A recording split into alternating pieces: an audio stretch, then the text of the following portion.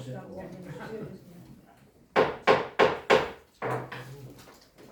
Good evening, councillors, and welcome to this Sandwich Town Council ordinary meeting of the council, Monday the 27th of January 2025. I welcome you all here for a good evening of discussion and decisions. So before I start, I would like to recognise that it is the 80th anniversary of the Auschwitz and the Holocaust. So I would just like to hold a minute's silence. Would you join me in holding a minute's silence, please? Thank you.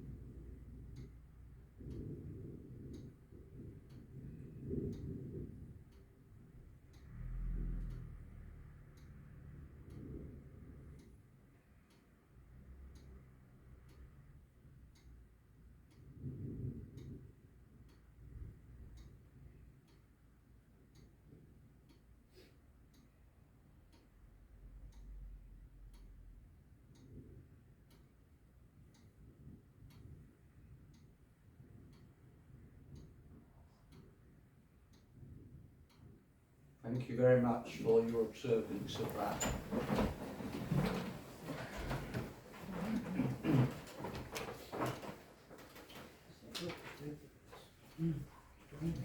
Carrying on with business, item number 1 on the agenda for this evening is the Chair's opening remarks. I only have a few. First of all, I'd like to say please note that all committee minutes that are on the agenda tonight have been extensively discussed and voted on. The recommendations thereof are the better of the recommendations, and so I'll be pleased if you would accept these recommendations that have been brought forward to you. The issues with homeless, we have had some issues with homeless and vagrants that have been coming into the Guildhall or sleeping outside, and we have taken advice on this. The police will not come out unless there's any cause for concern to property or life, so we have to just be very careful in managing it, but it is being looked into and advice has been taken by the town clerk. I just wanted to say that we're still engaging in too many new works, and I'd like to sort of try and steer you to concentrate more on getting the existing works underway and getting them completed. So if we could all just concentrate on the existing ones and the services we're supposed to provide, I think the town clerk and her team would be grateful if we didn't bring any new issues to the table for that. Thank you very much. And lastly, I'd just like to thank all of you, but in particular the Finance Committee, that we actually undertook the review and the setting of the precept, the draft precept that has been sent through to Dover District Council on time, so that it can then be calculated and published in due course. So thank you very much for your hard work on getting that and setting it at the right level. Thank you. Item number 2, apologies. Town clerk, do we have any apologies? Yes, Mr. Mayor, we have apologies from Councillor Ungerson for a personal commitment. Okay, thank you very much for that.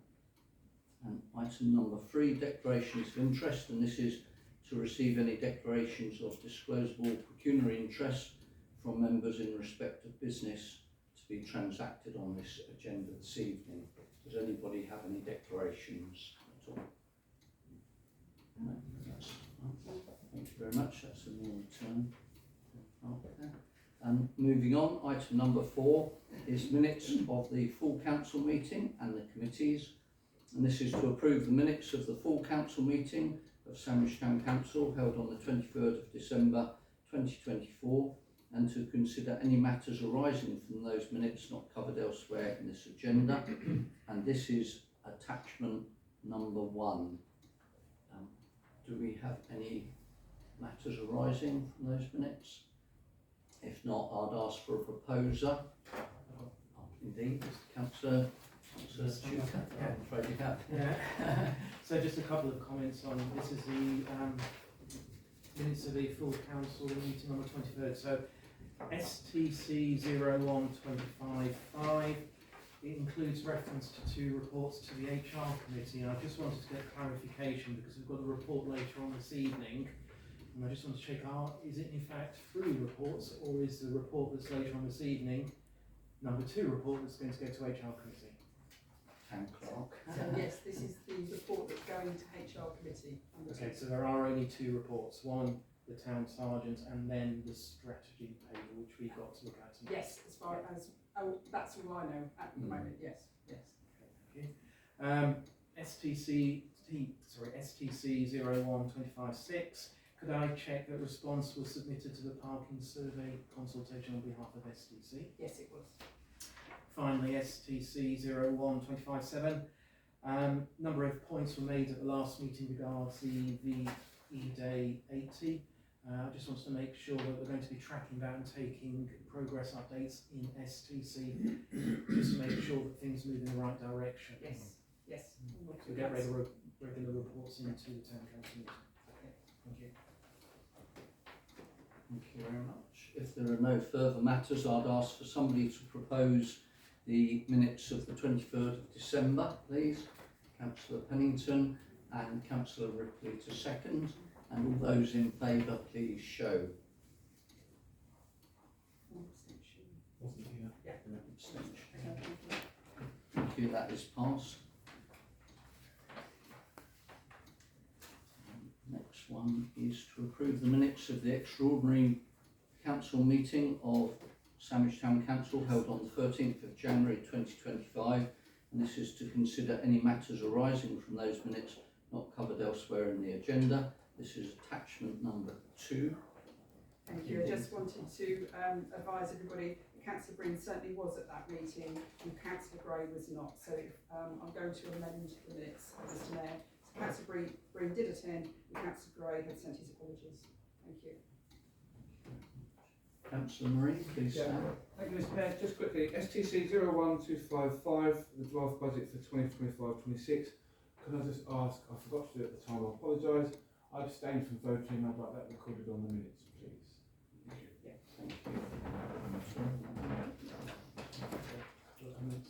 Thank you. Yes. So on STC 1224.6, I've got 2 points. First of all, it refers to 2 requests to speak, but there was only 1 resident as recorded. Is it that it should be 1 person requested to speak? Yes. Yeah. And secondly, I assume the notes from the speaker at that meeting will be attached to the final minutes. Is that correct? It is. Okay. And then STC 1224.17. Can I check that an STC response on the PSPOs was submitted to the District Council? Yes, it was. Thank you very much. You've got your comments the wrong way round. They were the ones from the December one, so, and your previous ones were from the January one. So, Apologies for but that. they will still be noted. They will flip them. still be noted. So, no problem at all. The reference numbers you were reading out, that's not a problem at all. Yeah. Did we have any other matters arising from the extraordinary meeting? If we don't have any, could I have a proposer and a seconder, please? Councillor Chuka and Councillor Mallet. And all those in favour of the meeting, the minutes of the extraordinary meeting, please show. I believe that's everybody. Thank you very much. That item has been passed. And the next one is to approve the minutes of, or rather to receive the minutes of the Planning Committee held on the 9th of December 2024, and this is attachment number 3. Does anybody have any matters arising on the planning minutes? If not, I'd like a proposer and seconder for the planning minutes. Councillor Cinque to propose and Cllr Moorhouse to second. And all those in favour, please show. We've got 2 abstentions. I wasn't here. I wasn't here either. Councillor. Okay, that item has been passed. Thank you very much. And to receive the minutes of the Finance and General Purposes Committee held on the 18th of December 2024. This is attachment number 4. Does anybody have any matters arising from the FNGP meeting? If we don't have any matters arising, I'd like a proposer and a seconder. Councillor Wiles proposing and Councillor Pennington seconding. And all those in favour, please show your cards. One abstention. And to receive the minutes of the Human Resources Committee held on the 30th of October 2024, and this is attachment number 5. Are there any matters arising on these minutes? If not, I would ask for a proposal. I've just got Councillor one Cinque. comment, so I've definitely got the right meeting this time. Oh, good. I substituted for Councillor Green at the meeting, but also in attendance was Cllr Moorhouse and Councillor Marie for the open section of the meeting, but their names are not recorded. Thank you very much. Could I have a proposer for the HR minutes, please? Councillor Franklin and Councillor Black is seconding those. All those in favour, please show. That's everybody. That has been passed. Thank you. And finally, to receive the minutes of the Heritage and Townscape Committee meeting held on the 13th of November 2024, and this is attachment number 6. Do we have any matters arising from H&T Committee? If not, I'll ask for a proposer and seconder for that meeting. So, Councillor Mallet and Councillor Moorhouse seconding, and all those in favour, please show. 2 abstentions. 2 abstentions from Councillor Franklin and Councillor May. Thank you very much, councillors. Item number 5 on your agenda is the payment schedules, and 5A is to receive and note the payments that missed the December scheduled payments totalling £207.41, and that is attachment 7A. Item 5B is to receive and approve the scheduled payments for mid-January 2025 totalling £35,539.72, and that's attachment 7B. And 5C is to receive and approve the scheduled payments for the end of January 2025 totalling £3,017.05. I would like to take these en bloc unless anybody has any particular issues with any of those. Could I have a proposer for items 5A, 5B and 5C? Thank you, Councillor Breen, and Councillor Franklin is seconding. All those in favour, please show. 1 abstention, Councillor Wine. Thank you, that has been passed. And item 5D is council to confirm nomination of 2 signatories to authorise the end of January 25 payment schedules on Bankline. So we best take these individually. So the first one is 2 signatories for the end of January 2025. I'm prepared to put myself forward. Is there a second signatory? Councillor Wiles. Yeah. So, could we just vote on that if everybody's in favour of those 2 signatories? That's agreed. Thank you very much. And item 5E is council to confirm nomination of 2 signatories to authorise the mid-February 2025 payment schedules on Bankline. Once again, I'll put myself forward. Could we have a second signatory? Okay, and councillor Franklin. So that'd be councillor Carter and councillor Franklin for the mid-February payment schedules. Could we just vote on that, please? That's agreed. Thank you. That's good. Item number 6, public participation. This is a 20-minute session is set aside for members of the public to make representations at the meeting in respect of the business on the agenda and other matters if time permits. Individual representation should not exceed 5 minutes. Written notice of the desire to exercise the right to speak together with the topic to be addressed must be given to the town clerk prior to noon on the day of the meeting. Do we have any members of the public? No requests, Mr Mayor. No requests, thank you very much. Item number 7. Excuse me. Could we do something about the heating by closing the door now? Oh, indeed, of course.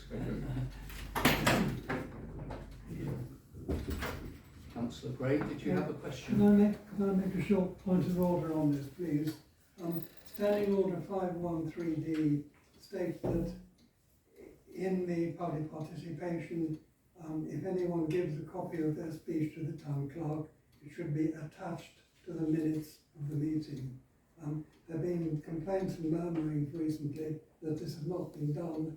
I know that some of the speeches have been published on the website, but I would query whether that complies strictly with our standing orders. And could I ask that in future that any speeches are actually attached to the minutes of the meeting?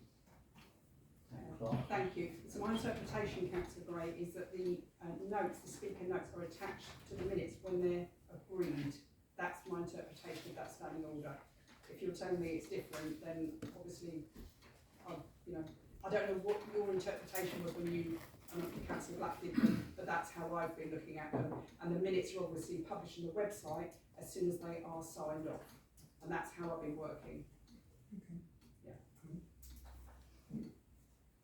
Thank you for the comment, Councillor Gray.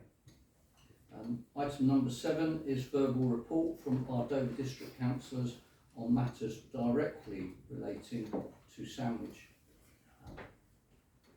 Councillor Moorhouse, would you address the Chamber when you're prepared to do so? Thank you, Mr Mayor.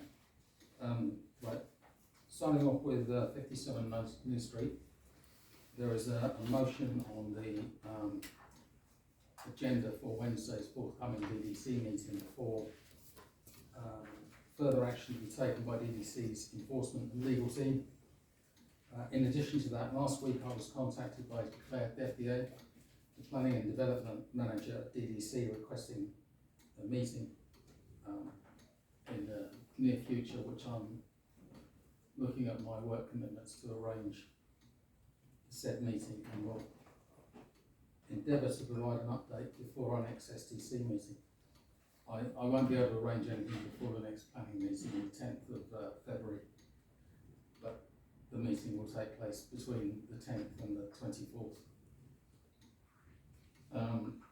Regarding the tree planting on the Montague Place development that I've spoken about in the past, I've requested a meeting with the volunteer tree warden to discuss the report that she submitted to DDC Planning Enforcement in June 2023, identifying non-conformance with the landscaping master plan and failure to either plant or maintain trees in accordance with the conditions that were set as part of the development. On Tuesday the 4th of February, I'm attending a member briefing for the planning proposals to build 388 homes at the Discovery Park site. Alright, with respect to events that I've discussed in brief in the meeting prior to Christmas. So I've been advised that DDC have met the costs for the TTRO for the butchery. That's a cost of £910 to DDC, and that covers the period from the 1st of April 2025 until the 30th of September 2026. Not such positive news to communicate regarding the waste collection of events. The fees and charges have been introduced by DDC as part of the ODA, beginning to recharge the DDC Waste Department for additional clearance of events around the district during 2024. Veolia have stated that the additional clearances were in addition to the contract rates and therefore would be charging DDC for the additional clearance. Unfortunately, there is no budget put aside within the waste budget to accommodate these extra costs, so the cost of the additional clearances are going to be passed on to the event organisers. It's been estimated that to comply with the newly proposed fees for refuse collections, cost incurred would be between £270 and £635 per event. Multiply that over the number of events we have, we've got quite a significant cost. Today, I attended a Microsoft Teams meeting with regards to the Folk and Ale Festival, where it's been confirmed that the compensation scheme for the loss of parking revenue will be applicable to Market Street, the Grass Street area, the Key car park, and the DDC owned section of the Guildhall car park, which is used for the Christmas lights event. I am advised that I will be notified of both the commercial and community rates by the end of this week. I've been promised this in the past. I hope this time I have news on what those costs are going to be, because I know events organisers are getting twitchy about costs incurred. On Wednesday the 22nd of January, I attended a presentation by the Chief Executive, Nadeem Aziz, on the potential devolution arrangements for East Kent. I'm pleased to report that one of the councillors, the leader of the Conservative group, has tabled a motion for the forthcoming DDC meeting on Wednesday, suggesting that far more information is required from central government due to the district councils in East Kent having significantly different levels of council tax, reserves, house building targets, debt and parking charges, and the potential impacts of changes to local government need to be fully understood. That concludes my address to the council. Thank you, Councillor. First, before you sit down, can I ask you two questions? Do you get notifications about applications of licensed premises? And secondly, do you get notified about road closures for events as a ward councillor? Yes. You do? Oh, could I ask you, just as a backup, to notify the assistant town clerk in future, because previously we had asked whether we could be notified as a council of licensed premise applications and event closures, road closures, and we've now been told that will no longer be possible from Dover District Council. So if they do come through to yourself, if you could pass them on to the assistant town clerk, and then they could be brought forward to this council. Thank you very much. Thank you for your report. That's very kind.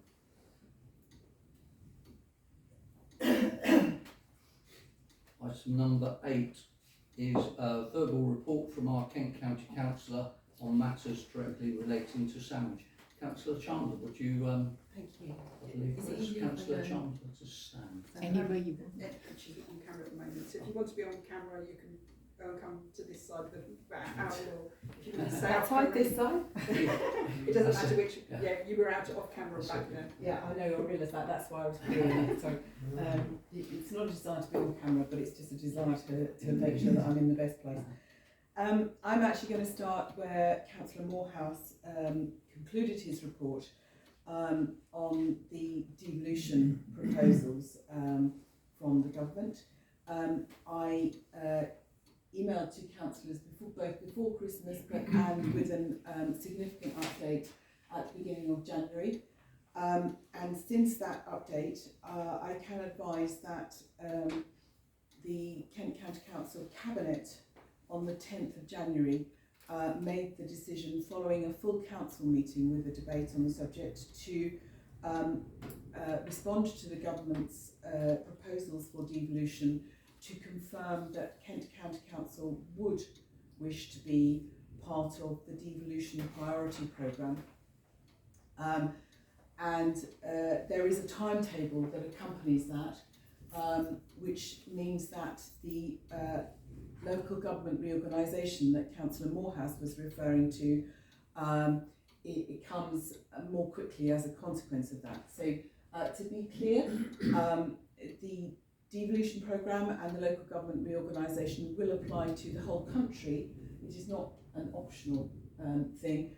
It is the timetable which is different for those areas which opt to be on the devolution priority programme. It is by no means certain that just because a council applies, they will be on that programme. So 17 county council areas, or combined county council and unitary areas, have applied for the priority programme. The numbers that government are indicating will actually be on that programme vary between 4 and 10, I think, probably at the moment. We do not have that news at the moment. It is currently suggested that it will come at the end of this week, but as with all government announcements, that is not necessarily certain. So obviously, as soon as I have further news, I'm sure you'll hear it on the media before I have an opportunity to get it to councillors. But nevertheless, I will make sure I advise councillors. There are two parts, clearly, as I put in my update. So the first part is the mayoral strategic authority, which will come into being if the devolution priority programme applies to Kent. Will come, the first elections for the mayor will be in May 2026.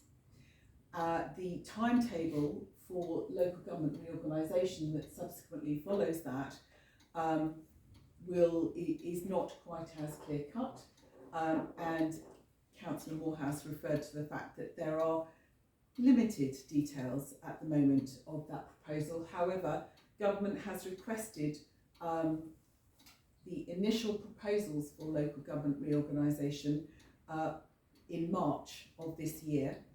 Councillor Moorhouse will undoubtedly know, because of the briefing he has had, that there have been a number of meetings with leaders of district councils across Kent, and which is not necessarily the case across all counties. So there was the last meeting with leaders of district councils and borough councils took place on Wednesday of this last week.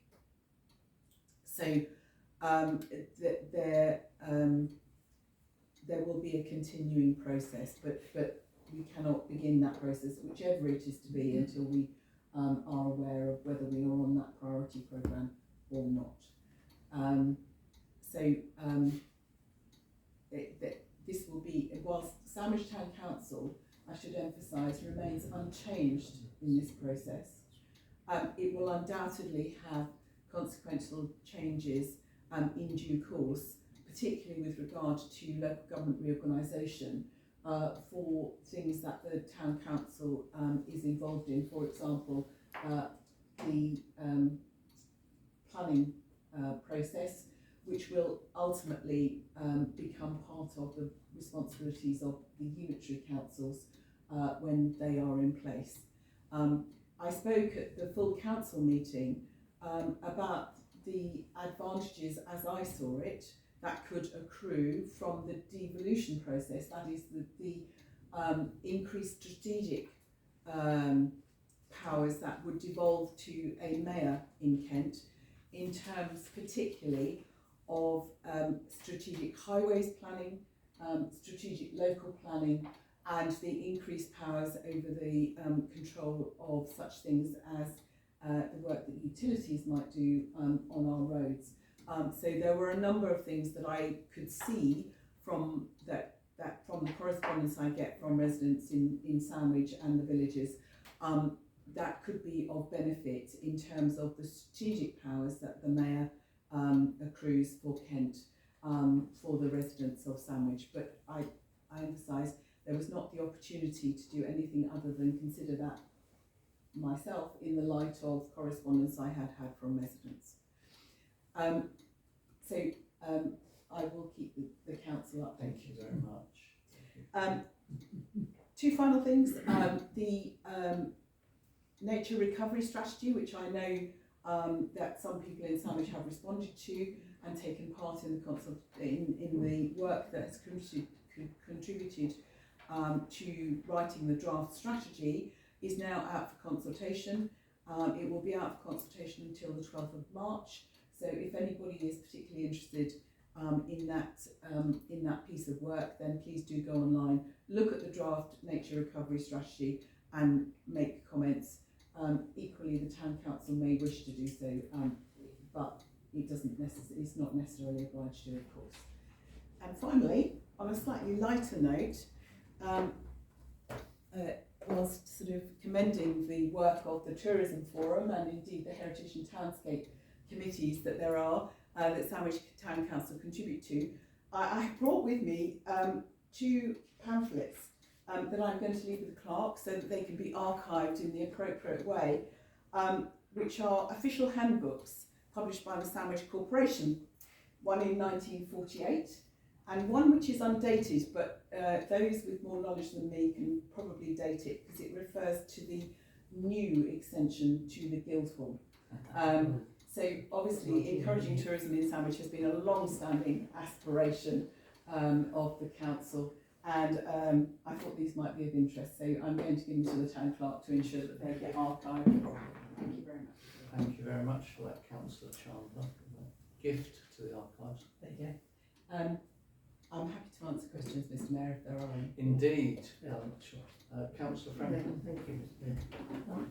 With the new sort of, I'm not sure how it's going to be structured, county council, does that mean it'll have a bigger budget? Because we've had over the last few years land up for sale. If you look at the old barracks at Canterbury, and they had a housing waiting list, and they got outbid by a London council. Will this mean that Kent will be able to stop London boroughs buying land here, so more local people will be able to have houses and not people from London being basically put here just in house with no job prospects, or because we haven't got enough jobs really. We're getting overabundance of London councils, Lewisham and Greenwich, building estates for London. We want estates for local people.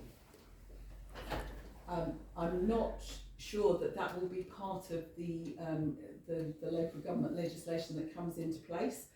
In terms of increased finance, so with the devolved powers that the Mayor will get in terms of a strategic authority, and incidentally, once the mayoral strategic authority is in place, Kent County Council will no longer exist effectively. There may be some crossover because Kent County Council does strategic work and delivery of services, and clearly it cannot cease the work it does on delivery of services until the new unitary councils are in place to take over that work, because they will take the delivery of services that Kent County Council does now in terms of social services and possibly some of the more direct highways maintenance and things like that. However, what will come is some very specific finance to do with strategic planning, which comes with the devolved powers.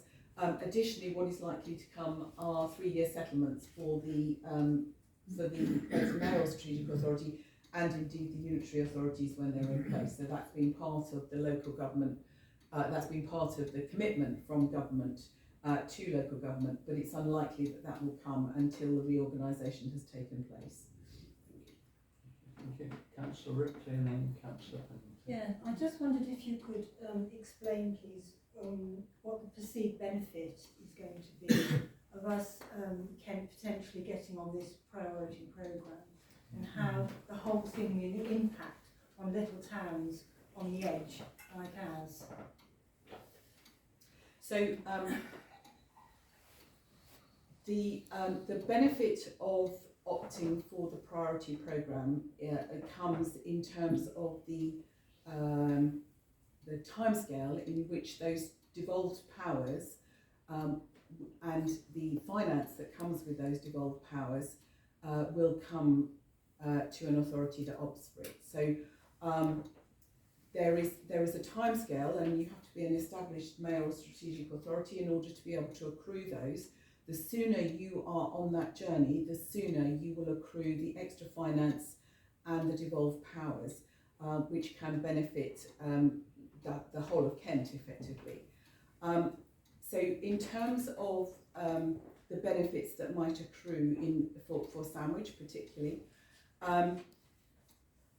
there was some discussion when the local transport plan, for example, was published by Kent, that it was a wish list and that there wasn't the finance to do that properly, and it wasn't able to take that network into consideration. And that includes the road network, because we can suffer in this part of Kent as a consequence of the increased traffic from the port, from Eurotunnel, because of all that traffic that comes through Kent.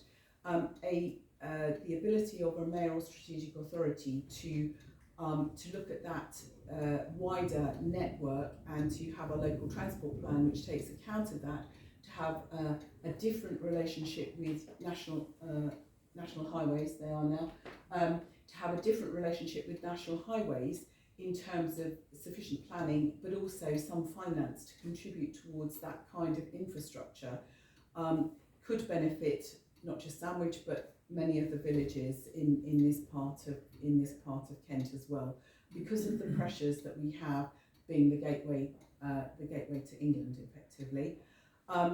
In terms of strategic local planning, local plans at the moment are done by individual district and borough councils, and whilst there is a duty to cooperate that is there, that duty to cooperate is not as stringent as providing a local plan for the whole of Kent. And a local plan for the whole of Kent would be able to look much more holistically at the level of development that is required, not just for houses, but also for the infrastructure that has to go with houses, and also for business opportunities and things like that. It would have more ability to ensure that the infrastructure that's required is actually funded in the right way. Possibly not necessarily in terms of Sandwich per se, but Sandwich is fairly affected by development just up the road in Thanet District Council. At the moment, that is sort of done in sort of relative isolation by Thanet District Council, whereas if there was a Kent-wide local strategic plan, it would be looked at in a much more holistic way. One of the powers that's actually detailed is that of being able to set lane charges for utility companies. Whilst it's a relatively minor thing, it could potentially change the relationship that we're able to have as a highways authority with the utility companies, which at the moment, because of the current way in which the charges are set and the legislation and things like that, we're not able to do in that particular way. There is the ability to address the inward investment in Kent in a different way for business. Now, Discovery Park is very successful, but there would be the ability to make that attraction for inward investment much greater and much easier without the barriers that sometimes come alongside that. So they were some of the things that I spoke about when I spoke at full council. Thank you very much. Next is Councillor Pennington. Thank you. And thank you for your report. I seem to remember that about 6 or 7 years ago there was a consultation which I think was carried out by KALC on what town and parish councils could see as areas that might be devolved from that time district councils down to town and parish councils. I just wondered if there was going to be a further consultation and whether there might be any movement on that issue. Are there things that we could be pushing for that might be better handled locally? So you're right, there was a consultation. KALC, as I understand it, is going to make their own. There will be we are assured there will be a government consultation on the devolution proposals. KALC, as I understand it, are already working to formulate a response that might be, they might feel represents parish council as a whole. So I'm sure the town council may want to be part of that response. At the moment, there is no suggestion that town and parish councils, in terms of their authority and their power, will change. If that comes, it will be, I suspect, much further down the line. There is nothing to prevent the town council in those consultations, though, from suggesting what might support the local government reorganisation if it goes ahead, and that's entirely within the town council's remit to do so. Indeed, thank you for that. Councillor Black, please. Yes. Is there also proposals that, that this would give the new authority some powers over transport, public transport? Yes. And is that purely buses, or does that include rail? It says public transport. And as you know, as with transport, as with London, the London Mayoral Authority, there are greater opportunities. There are some things which are still not entirely clear within this, and it is, in sheer logistical terms, it is more likely that bus transport will be earlier on that agenda than will rail transport, simply because of the current arrangement of franchising with, more locally with bus transport and network rail and such things, and the government's proposals about basically renationalising some of the rail infrastructure and things like that. So I can't answer that specifically. I can only surmise, like, I'm sure you can if you read the devolution paper. But yeah, there are some additional powers over public transport. Yes, I did speak actually at the council meeting. I spoke about Thanet Parkway, which is a piece of new infrastructure which was gained probably against considerable odds by Kent County Council, and I just made the point that it is likely that additional infrastructure like that could benefit sort of business, for example, would be easier to deliver under a mayoral strategic authority. Super, thank you very much for that. And then Councillor Moorhouse, please. I'm advised that the cost of standing for this election is £5,000, and that there's an additional contribution of £5,000 required for inclusion in a candidate booklet. So this smells to me of a two-party stitch-up by the Labour and Conservative parties, which is going to prevent minor parties from standing. I'm also advised that the spending limits are £150,000. That's going to deter very capable people from standing, and it's undermining the democratic process. The two main parties have comprehensively screwed this country during my adult life, and this is just another continuation of the damage that they've already caused. Can I just remind councillors not to make personal comments in the chamber, please? Thank you. I don't believe there's a question there for you to answer, Councillor Chandler. Well, I'd like some confirmation on these costs. Indeed. I don't actually know those costs, I'm afraid, Councillor Moorhouse. I can certainly ask the question and see if anybody knows. Clearly, they are limits that are set not by Kent County Council and not by any other body that is represented here. Thank you very much for your report and taking the questions. It's very kind and very grateful to have you here this evening. Obviously, you may remain or leave as you wish. Tonight, Mr. Mayor, it's been a longer day, and I will not stay for the whole Indeed, council. I do that's sometimes. not a problem at all. It's lovely to have you here. Thank you very much.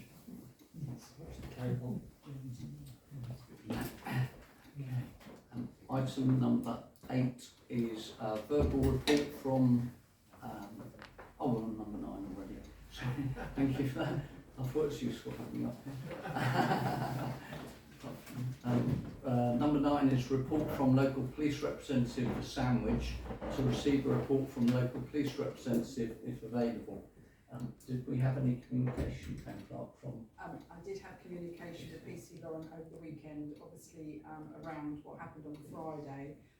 So there was a report update to me on that she visited the gentleman twice over the weekend, and just to say that as Councillor Duke advised earlier, there wasn't any further action now because he's not causing trouble, and so we haven't had the latest monthly report. I'm sure that will be coming at the end of this week. Okay, and perhaps we could distribute that to councillors as and when that comes in, if that's okay. Thank you very much.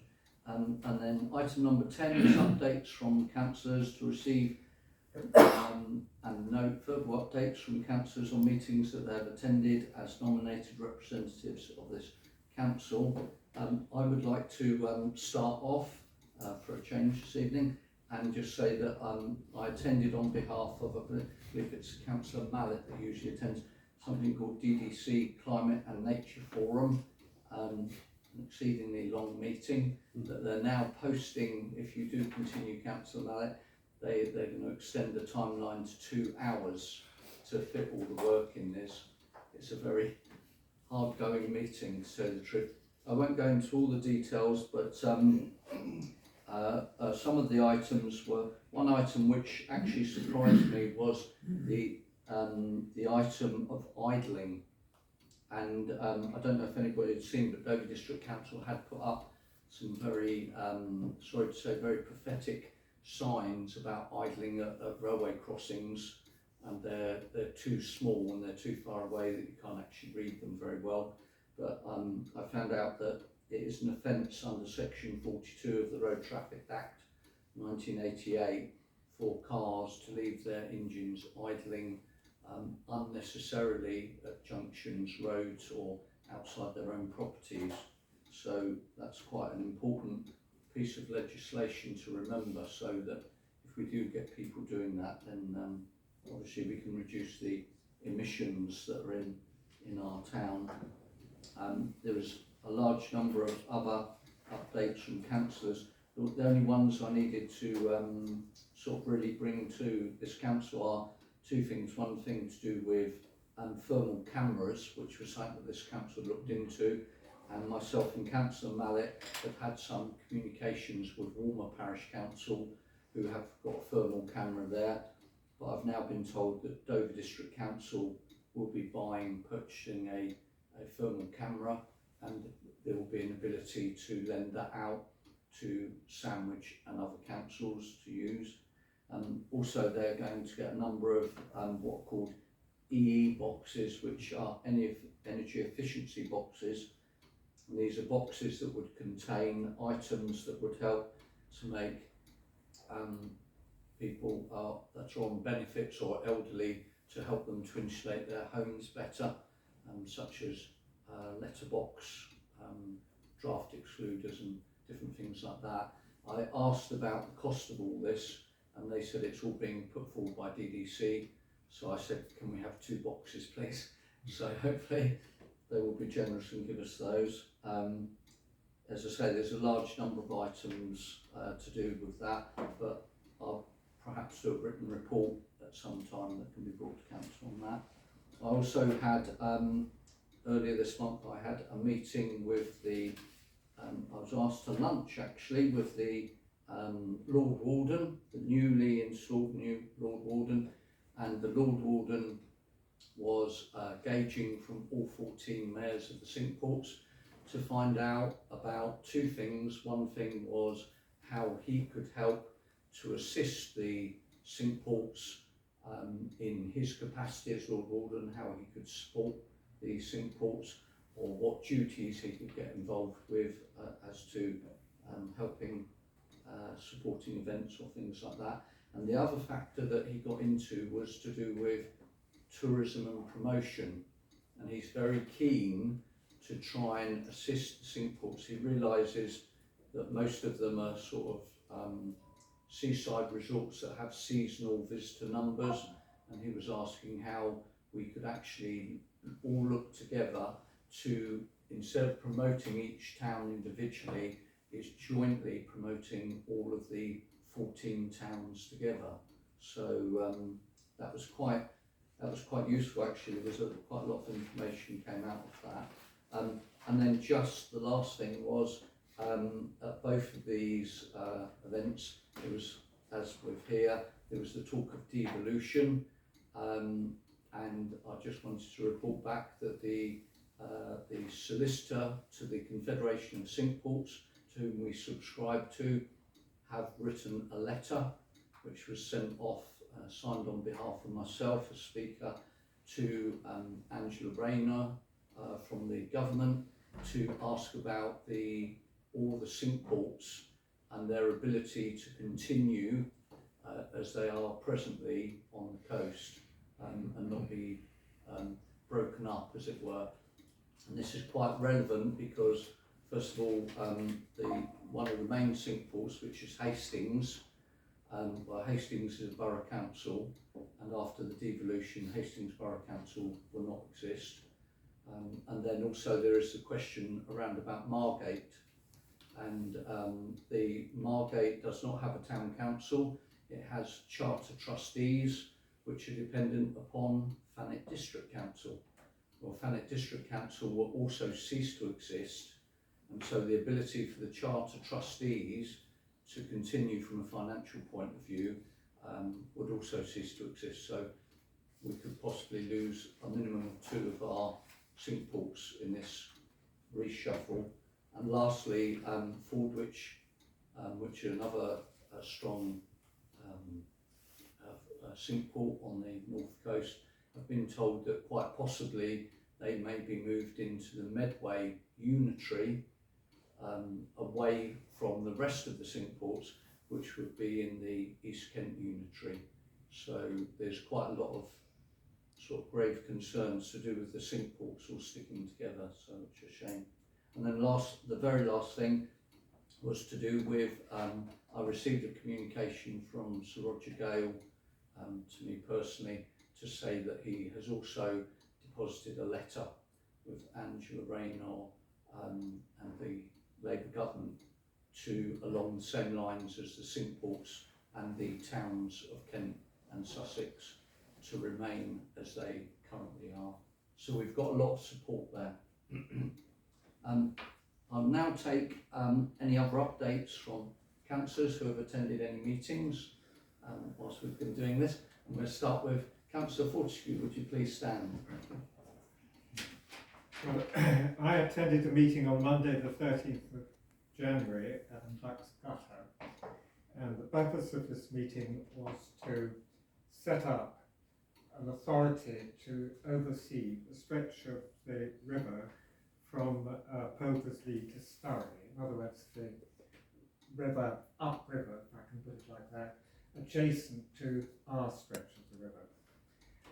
Attending were myself, obviously, Ian Broughton, who's the Sandwich Harbour Master, Tom Reed, who is another member of the Portland Haven Commission, various people who have an interest in that stretch of the river that I've mentioned, and Sir Roger Gale.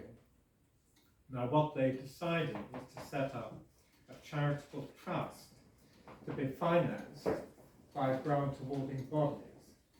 And I have to say I'm a bit sceptical that they will be able to raise the money. But anyway, that's their problem, it's not our problem. I thought one or two general points emerged from the discussion which might be of interest to councillors. As councillors may know, the Environment Agency lumps Kent and Sussex together. It's one region. And the headquarters for the region is in Rye, in Sussex. But they have quite an important base in Bucks Gutter, a fairly substantial building with offices, meeting rooms, and storage for quite a lot of kit, including a workboat, a remote controlled grass cutter, and amazingly, a reed cutter, which resembles an amphibious tank. It's an astonishing piece of kit. And it has tracks on each side, a long arm on each side, with reed cutters at the end of the arms.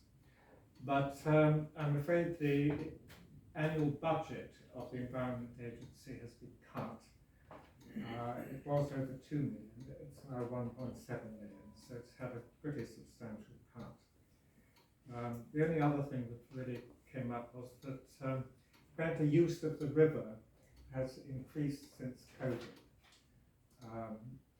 So I suppose that's a good thing, but it does mean that there's more likelihood of damage to the banks of the river and perhaps accidents in the river. Thank you very much for that report, Councillor Fortescue. Councillor Mallet, please. Yes, very briefly, as it's not included in the agenda, we mentioned, Councillor Cinque mentioned updates on the VE Day. Again, going on from the Port and Haven Commission, they've accepted the Dunkirk little ships may moor in the Stour over the week and the period leading up to VE Day and beyond. So we have an extra event. I've spoken also to the new headmaster of Danwoods with regard to the possibility of the CCF doing something on the forecourt or wherever, so I need to follow that one up. That will either be their new band or a march. Otherwise, things are sort of ticking along. Thank you. That's great, thank you very much for that update, that's very useful. Did we have any others? Councillor Black. It's not something I've attended, but I believe you're unable to attend the tourism forum on the 11th. I think I've got some apologies from you. In view of the Lord Warden's comments about tourism, would it be possible to get some documentation that I could share with the tourism forum? Indeed. That would be very helpful, thank you. Councillor Ripley. Thank you. Well, I went to the Signage in Bloom meeting recently, and apart from their usual magnificent programme of works that they're going to be carrying out this year, they've got several events planned, including a fire and produce show in September, cream tea in April, and a trip to Wisley, undecided dates yet. What they do need is more volunteers, so if any of you fancy taking up gardening, that would be great. And they're also looking for more community funding, as the whole community does benefit from the work that they do.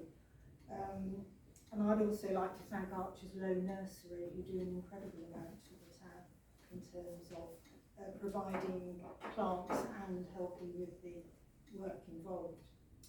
I went to the Gaze and Salts meeting this month. Just incredible the amount of hard work done entirely by volunteers there. And the week before last, they had 22 volunteers turn up on one day. It's incredible. They've got loads of projects which they're undertaking,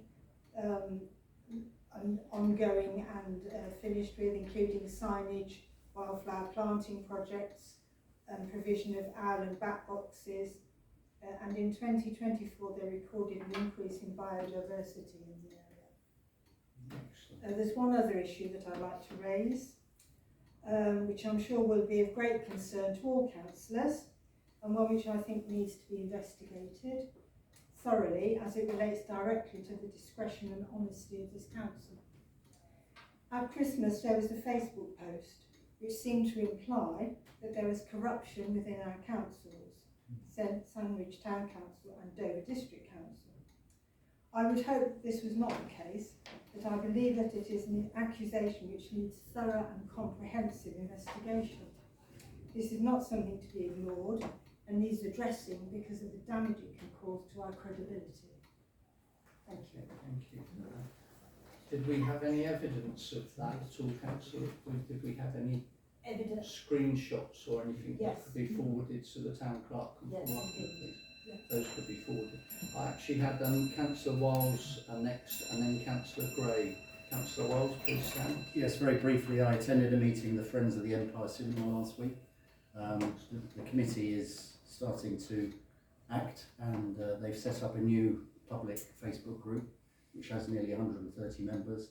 They're distributing posters around the town and we're hoping to recruit someone to the committee who has extensive experience of fundraising from National Lottery, etc. He is involved with the art project in Cliftonville, which has secured massive funding from various grant awarding bodies.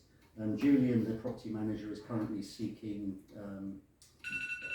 quotations for architectural plans for the building, so that we can look at options and so on. So the thing is moving forward.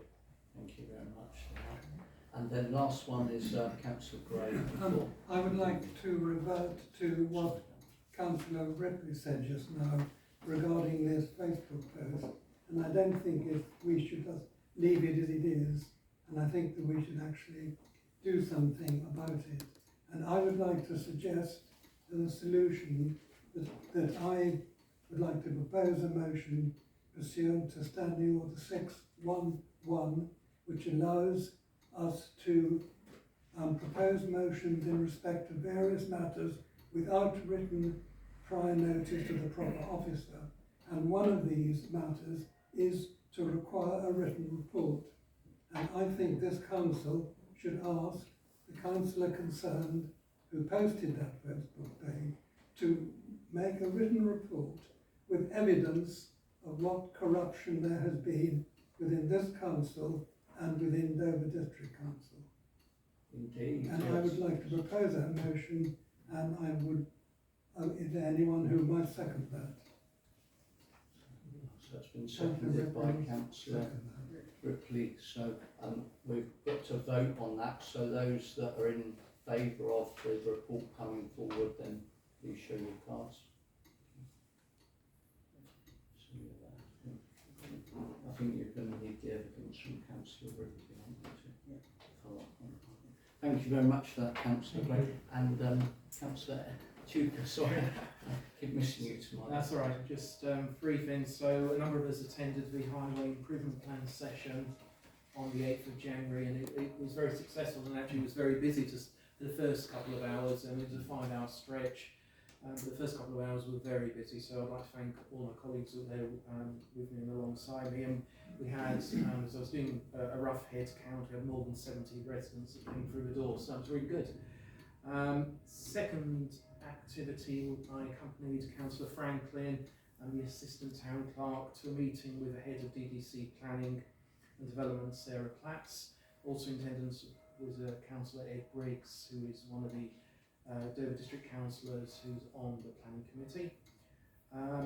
This was requested by our Planning Committee because we had a number of issues to raise, and to be honest, it was a very positive meeting.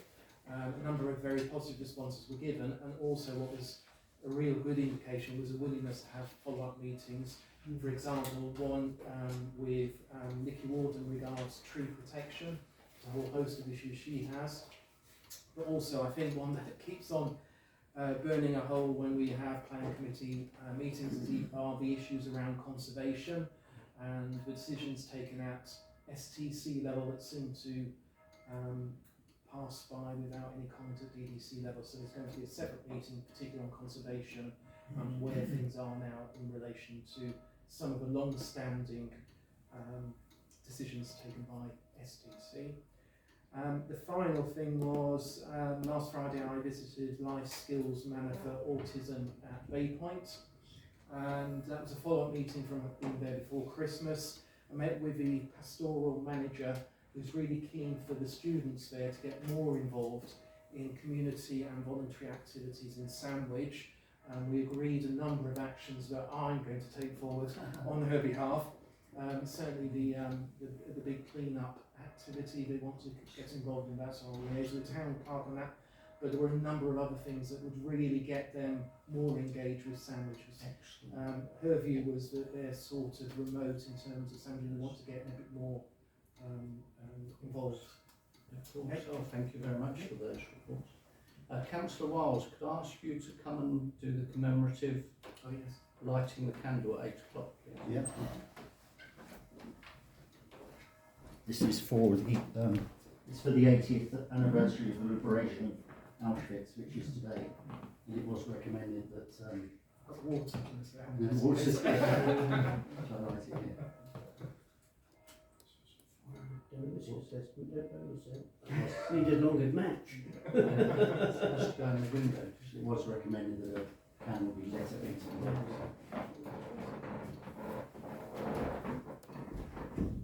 This is just to remember all the poor people that lives were destroyed or lost due to those dreadful times during the Second World War, and to remember the liberation, as I say, of the death camps in 1945. Councillor Murray. Thank you, Mr. Mayor. Lastly, please, just to let you know, the Sandwich Community Lights AGM will be held next month. Date and time will be specified, and the details will be given to the town clerk to produce the website and stuff. One personal note, I'd like to thank Councillor Malik for all his hard work. I've been very busy over the December months with my career. He's steered the ship in regard to getting the lights down in time for in January, and him and David Silk should be commended for it. Secondly, in November's meeting, I made a report regarding the Dover District Neighbourhood Watch Scheme. Councillor Cinque asked me to gain a report from the Chair. I've asked the Chair has refused to give a report due to confidentiality and personal details, and I've been told by the Chair to tell the Council if they request one, that the Council will need to email him directly. Right, thank you very much for that, Councillor Murray. That's good of you. Okay, I don't think we have any more councillor updates. Thank you very much for all that. Shows the hard work that the Sandwich councillors are doing to improve this community, so thank you for all your hard work there. So, item number 11 is the financial information, budget comparison, financial statement, cash book, bank reconciliation and forecast 2024-25 reports.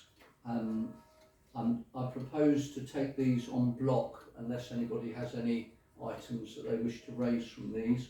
Item 11A is to receive and note the Sandwich Town Council bank reconciliation as of 31st of December 2024. That is attachment 8A.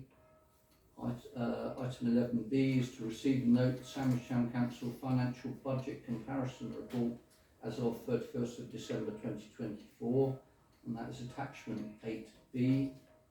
And item 11C is to receive and note the financial statement cash book as of 31st of December 2024, and that is item 8C.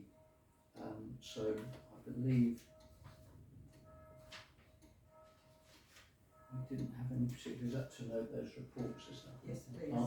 So I would like to propose that we, thank you very much, Councillor Receive Breen, and note. receive and note those reports, and Councillor Breen quite nicely seconded my proposal. Indeed, Councillor Fortescue, please stand. I just want to ask Of course, you're two more questions. than welcome. Regarding 8A, bank account reconciled statements.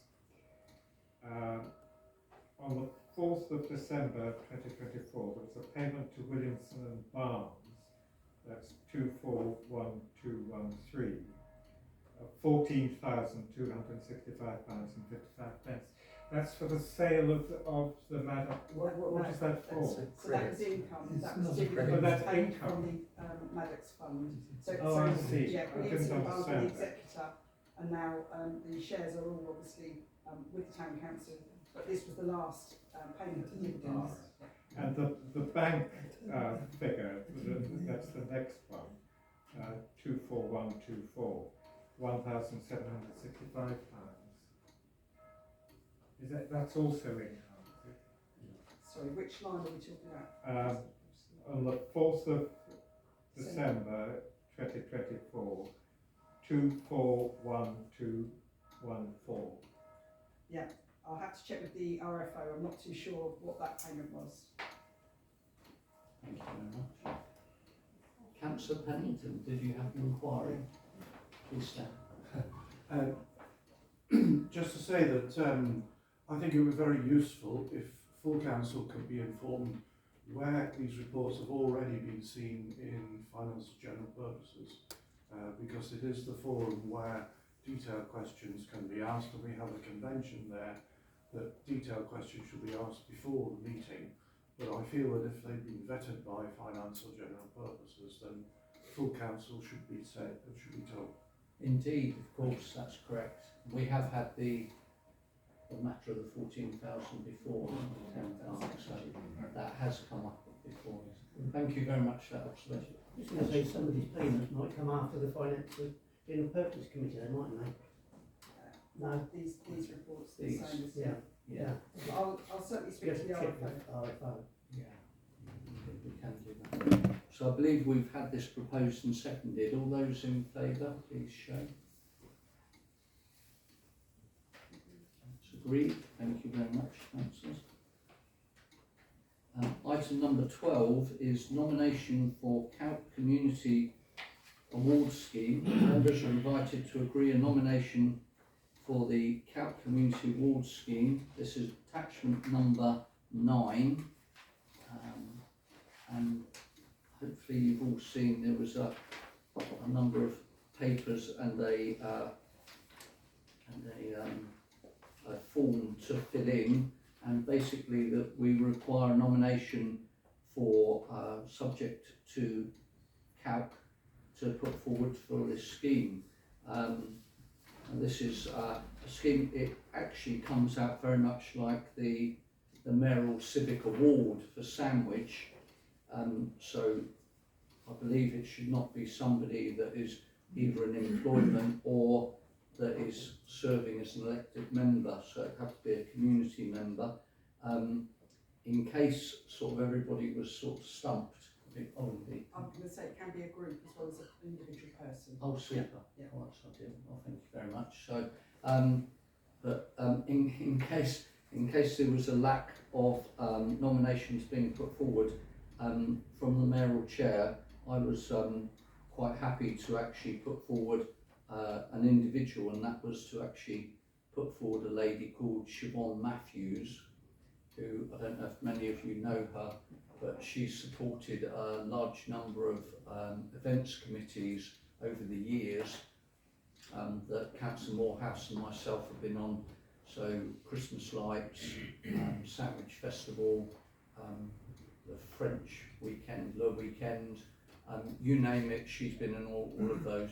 She now runs the St Mary's Church Centre, and she's supported a large number of events there, and on occasions she's been there to open and close it for organisations that have even been given free use of the centre as well. She's literally devoted herself to the community and community events, and every time there's an event on in this town, she is always there. So that would be my nomination, but obviously it's a collective decision, so I would propose Siobhan Matthews, but if anybody else wants to next we've got Councillor Moorhouse, please stand. Oh, big thumbs. I'll be happy to second your nomination. Second, thank you very much, Councillor Moorhouse, and Councillor Wild. I certainly support Siobhan. She's always involved in events in the town, but also whether, I don't know if Steve Laslett has been previously nominated, because he's served many years as chair of Sandwich Community Events and has done a huge amount for the town. That's correct, yeah, well, that is true, yeah. So, not for this award he hasn't, because this is a brand new, this KALC one is completely brand new, we've not done it before. So, but whether he's had the Civic Award, I'm not quite sure. I'd have to check with that. Councillor Breen, please stand. Thank you. I think it's a very difficult question to answer this, because there are so many volunteers. Exactly. And we've already heard earlier today about the Gaze and Salts and Mike Briggs there, who's 22 volunteers turning out, you know, regularly on a weekly basis, shouldn't be forgotten. As Carol George from Sandwich and Bloom and so forth. So, you know, there are quite a number of people here, and yeah, instead of just kind of jumping into kind of voting for one, I think everybody should just have the opportunity to raise the names of them. That is correct, Councillor Breen. Yeah, indeed. As I said, in case there wasn't any nominations, I wanted to put one forward, because if there was no other nominations, but as you say, there are a large number of people, The other person I was going to nominate was actually the lady that runs the train station, who's given something like 26 years dedicated service. She is employed, but she has worked for a lot of the events in the town as well. The only reason I said Siobhan Matthews was because when I returned from university in 2002, the year 2000, Siobhan was already prevalent in events, so you're talking about 25 years of service. So I think her service is the one that extends over any others. Councillor Ripley and then Councillor Cllr, sorry. This is a question, well, one part of it's a Give me question. a nudge if I Are we only allowed to put in one nomination? Yeah, that's it. That's the correct, shame. Yeah, and you know, I agree with what everybody says. The trouble is, there's so many people. You could, I was going to suggest Carol George, but you know, Siobhan or anybody really is worthy of it. Yeah. Thank you for that. And then Councillor Cllr, please. So just picking up on Councillor Green's point, I think for next year we should just do it in the way that is suggested, which is about going out to the community itself as a community award. I think there are also some very individuals that we should consider that might be very quietly going about some very difficult tasks in the town. It's not just about those that we know, there are others as well, and we should let the community respond. However, the closing date this year is the 7th of February, so there isn't time to do that, but I would like to propose that for next year we do it in a bit more measured way, and then we can maybe, most definitely. Sometimes all the names that come up are always the same names, and we've got 5,000 residents in the town, so yeah. We have, yeah, that is a very good point. But the reason for me making my nomination is this 7th of February. Yes. And I thought if we don't actually make a nomination tonight, we've got very little time to produce some sort of form and get something out on social media to the community. But if people thought that was a possibility in the next 2 weeks, then well, less than that, isn't it? So 10 days. Councillor Moorhouse. Can I suggest that we do publicise this as an event for next year, and also raise it at the annual town meeting for the general public? Indeed, that's a very good idea. That's a very good idea. That's great. So as I say, for this year only, I've put a nomination forward. You don't have to accept that. It has been seconded by Councillor Moorhouse, so we do need to vote on that. And then if that fails, then we can go on to a secondary nomination, if that's agreeable. It's the usual stance of what to do. So I proposed and seconded. So those in favour of Siobhan Matthews, please show your green cards, or whatever card that you wish. So that's passed. So I think we need to fill in the form, don't we? And if you need help to fill in with the details of what's been undertaken, Councillor Moorhouse. Thank you very much, councillors. At least that gets us a nomination in on time for 7th of February. Thank you for that. Item number 13, Confederation of the Cinque podcast. Members to consider a report from the Town Clerk to propose that Sandwich Town Council participate in the Confederation of the Cinque podcast. The recommendation is for the expenditure to be agreed for Sandwich Town Council to contribute and host a recording session for Sandwich. A decision is required on this.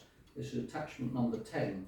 Now, I've been in contact with a councillor on this council about this, and I'm very sorry to say I did not give any report or information before this was brought to council, so I apologise for that. Secondly, I'd just like to point out this was raised in a meeting that I was hosting, I was chairing. As Speaker of the Cinque Ports and leader of the Confederation, I would not deem it to vote on this at all whatsoever, so I'll be abstaining from the voting. Wouldn't be fair for me to do that. And thirdly, when this was put forward at the meeting, the figure that was put forward, I think it's £750, it wasn't clear that that £750 was per sink port. So in my naivety, I thought the £750 was the cost for the actual work to be undertaken, dependent on how many sink ports join in, that they would be done. This, I just hasten to add, this work is being undertaken by a professional organisation, so it's being done professionally.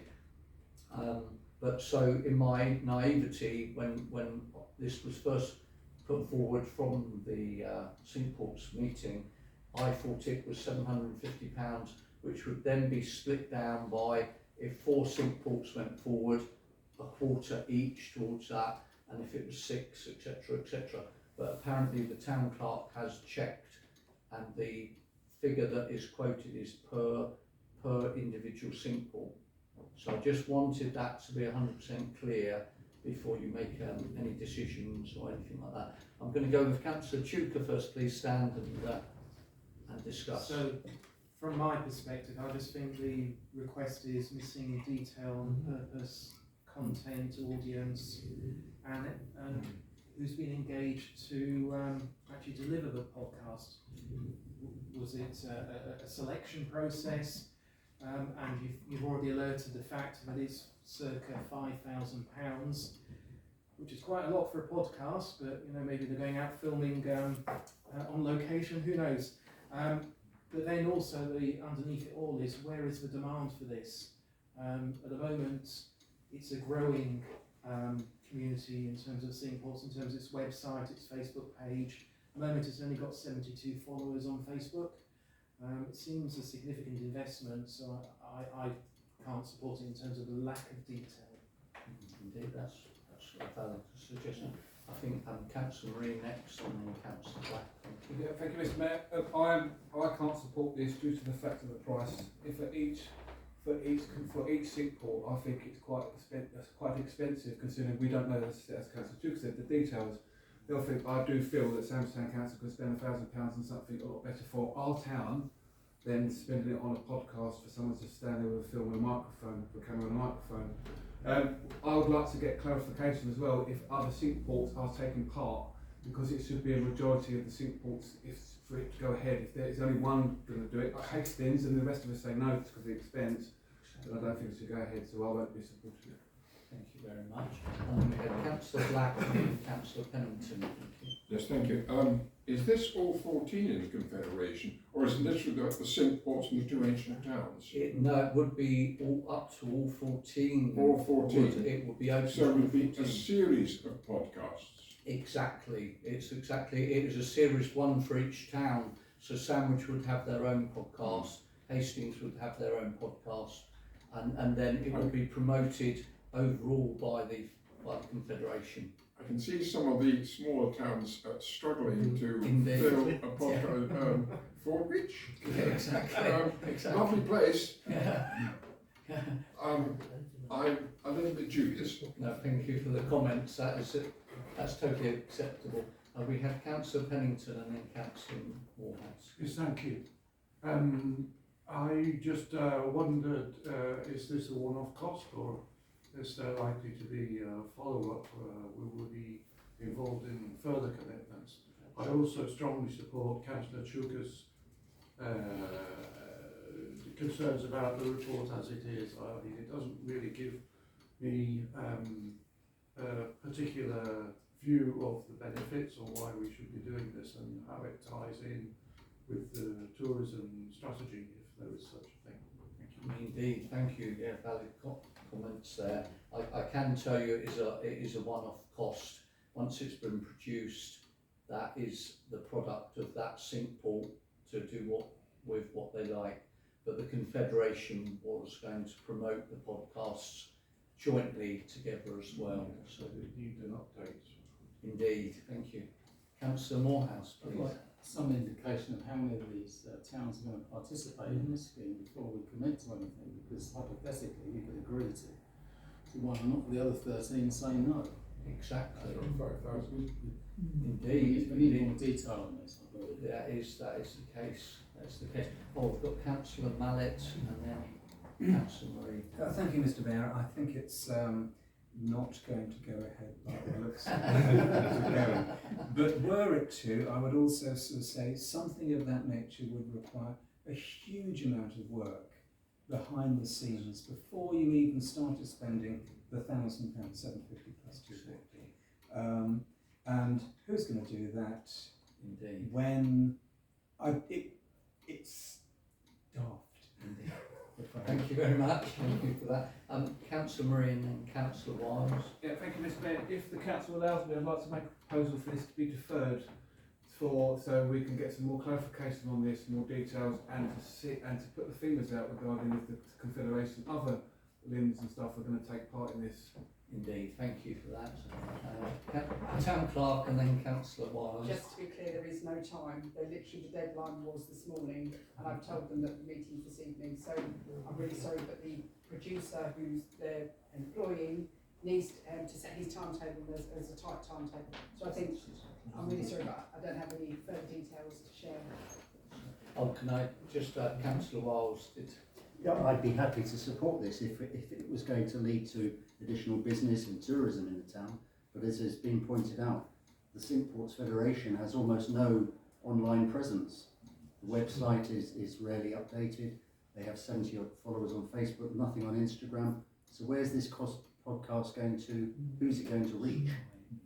I think we should be kind to them and say, perhaps you need to get yourself in order before we start funding you to do other things. Just to reply to your comments, I requested when I became Speaker in May that the website be updated, so it is actually a brand new website. How often they update it, I'm not sure. That is the Town Clerk of Faversham, I believe it is. I'll come to you in a minute, sorry, Town Clerk. Secondly, they had no social media presence whatsoever until I became Speaker, and I said that I wanted to put them on social media, and they said, okay, but only a safe one.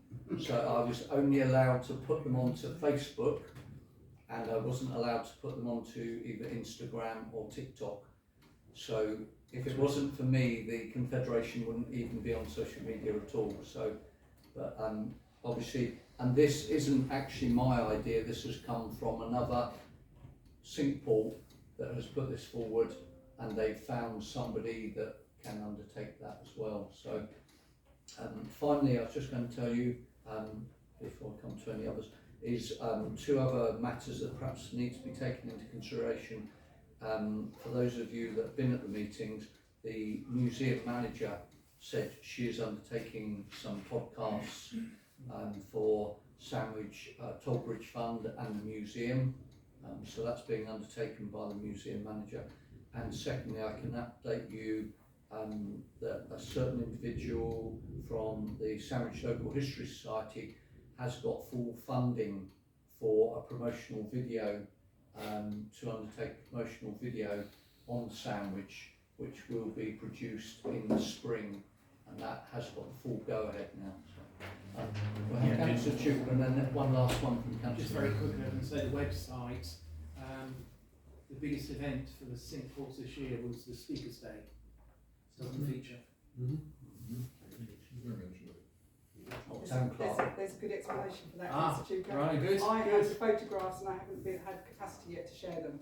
What I will say to everybody is that the Federation for Cinque Ports, their promotion and everything that they're trying to do is reliant on officers like myself having time. And as we all know, we're very busy on our local councils, we've got a lot of work on our plates. So sadly, the Confederation is another thing for us to consider and work towards. So that's what I would say. Please be mindful of when we're talking about the social media presence, it is reliant on officers updating websites and Facebook pages. Thank you. So could I tentatively ask if I could have a proposal from somebody on this, because we need to move on. So are you proposing this? Mr. Mayor, I made a proposal to defer it, however the town clerk said we can't defer it, so I would like to change my proposal, please, that the council refuse this. One, we don't know what the money's going to be doing, we have no information, they're not giving us any time frames or any time to get the details we require. As the town clerk said, the Confederation and other councils work extremely hard to our town clerk works very hard. So I do feel that we should refuse this. Sure, indeed.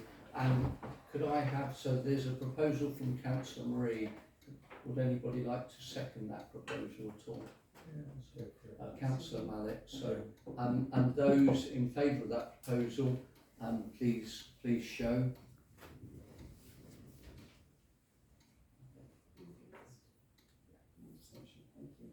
Councillor Green is abstaining. Is that against? You're voting against the proposal? Yes. Okay, that's fine. So Councillor Pennington votes against the proposal. So that has actually been passed by the majority. So thank you very much for debating it. Item number 15 is Sandwich Town Council grant opportunity for early 2025. Sorry, Mr. Mayor, I'll skip one thing. We've got the confidential. Oh, beg your pardon. Oh, sorry. Thank you for the up there.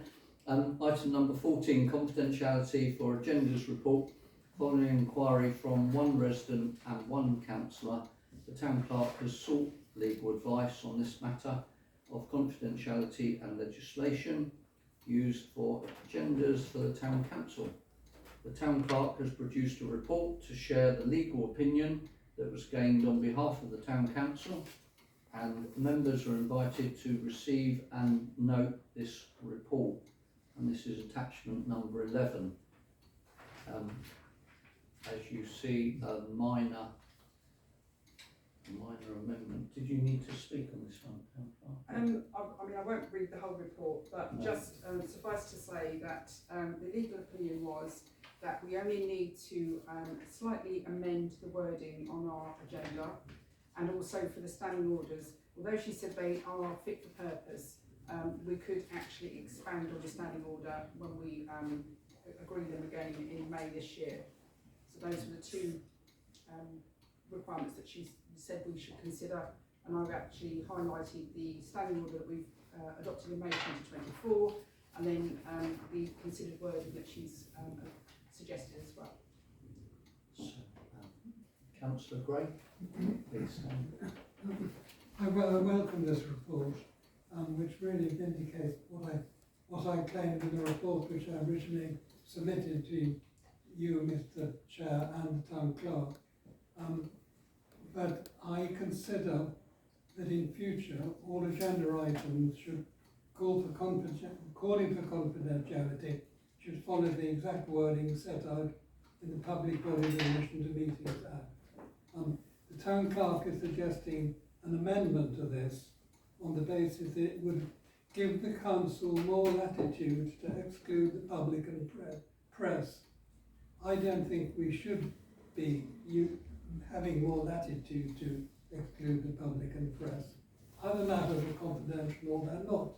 And the Public Bodies and Admission to Meetings sets out clearly what should be done.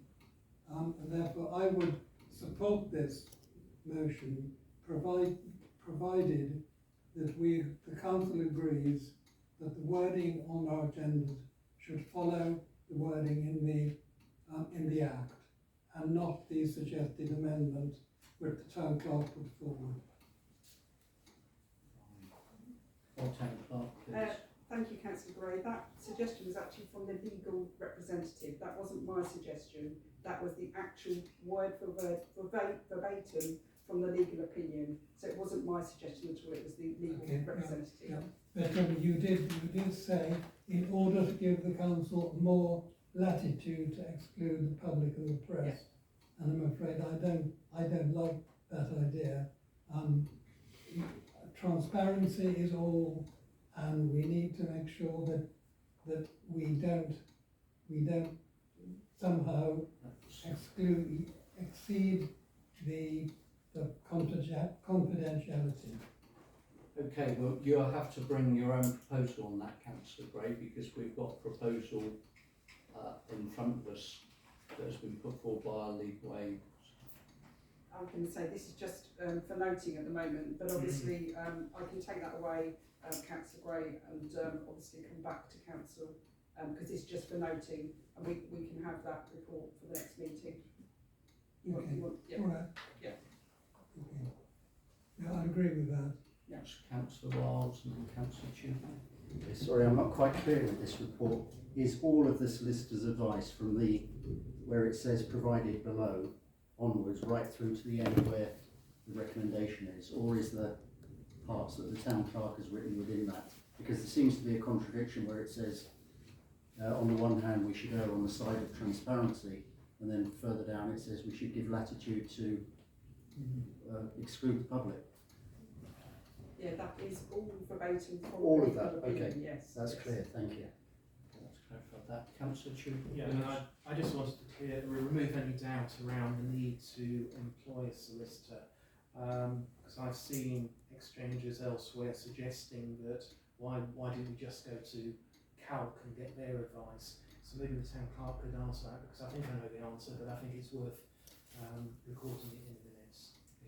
Yes, so I did actually include in the report that I did approach Kent Association of Local Councils, and they actually advised to speak to Surrey Hill solicitors that they actually use themselves, because if we want a legal opinion, we need to pay for that. We can't rely on something we haven't paid for.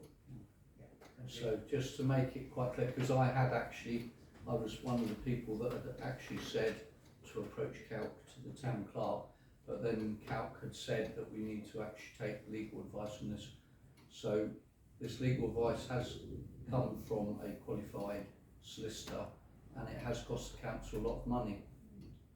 So if you don't use this advice, you're actually throwing away money that is public money. So it's your own decisions. So I would suggest that we members to receive and note this report. So I'm prepared to propose that. Is there somebody to second that at all?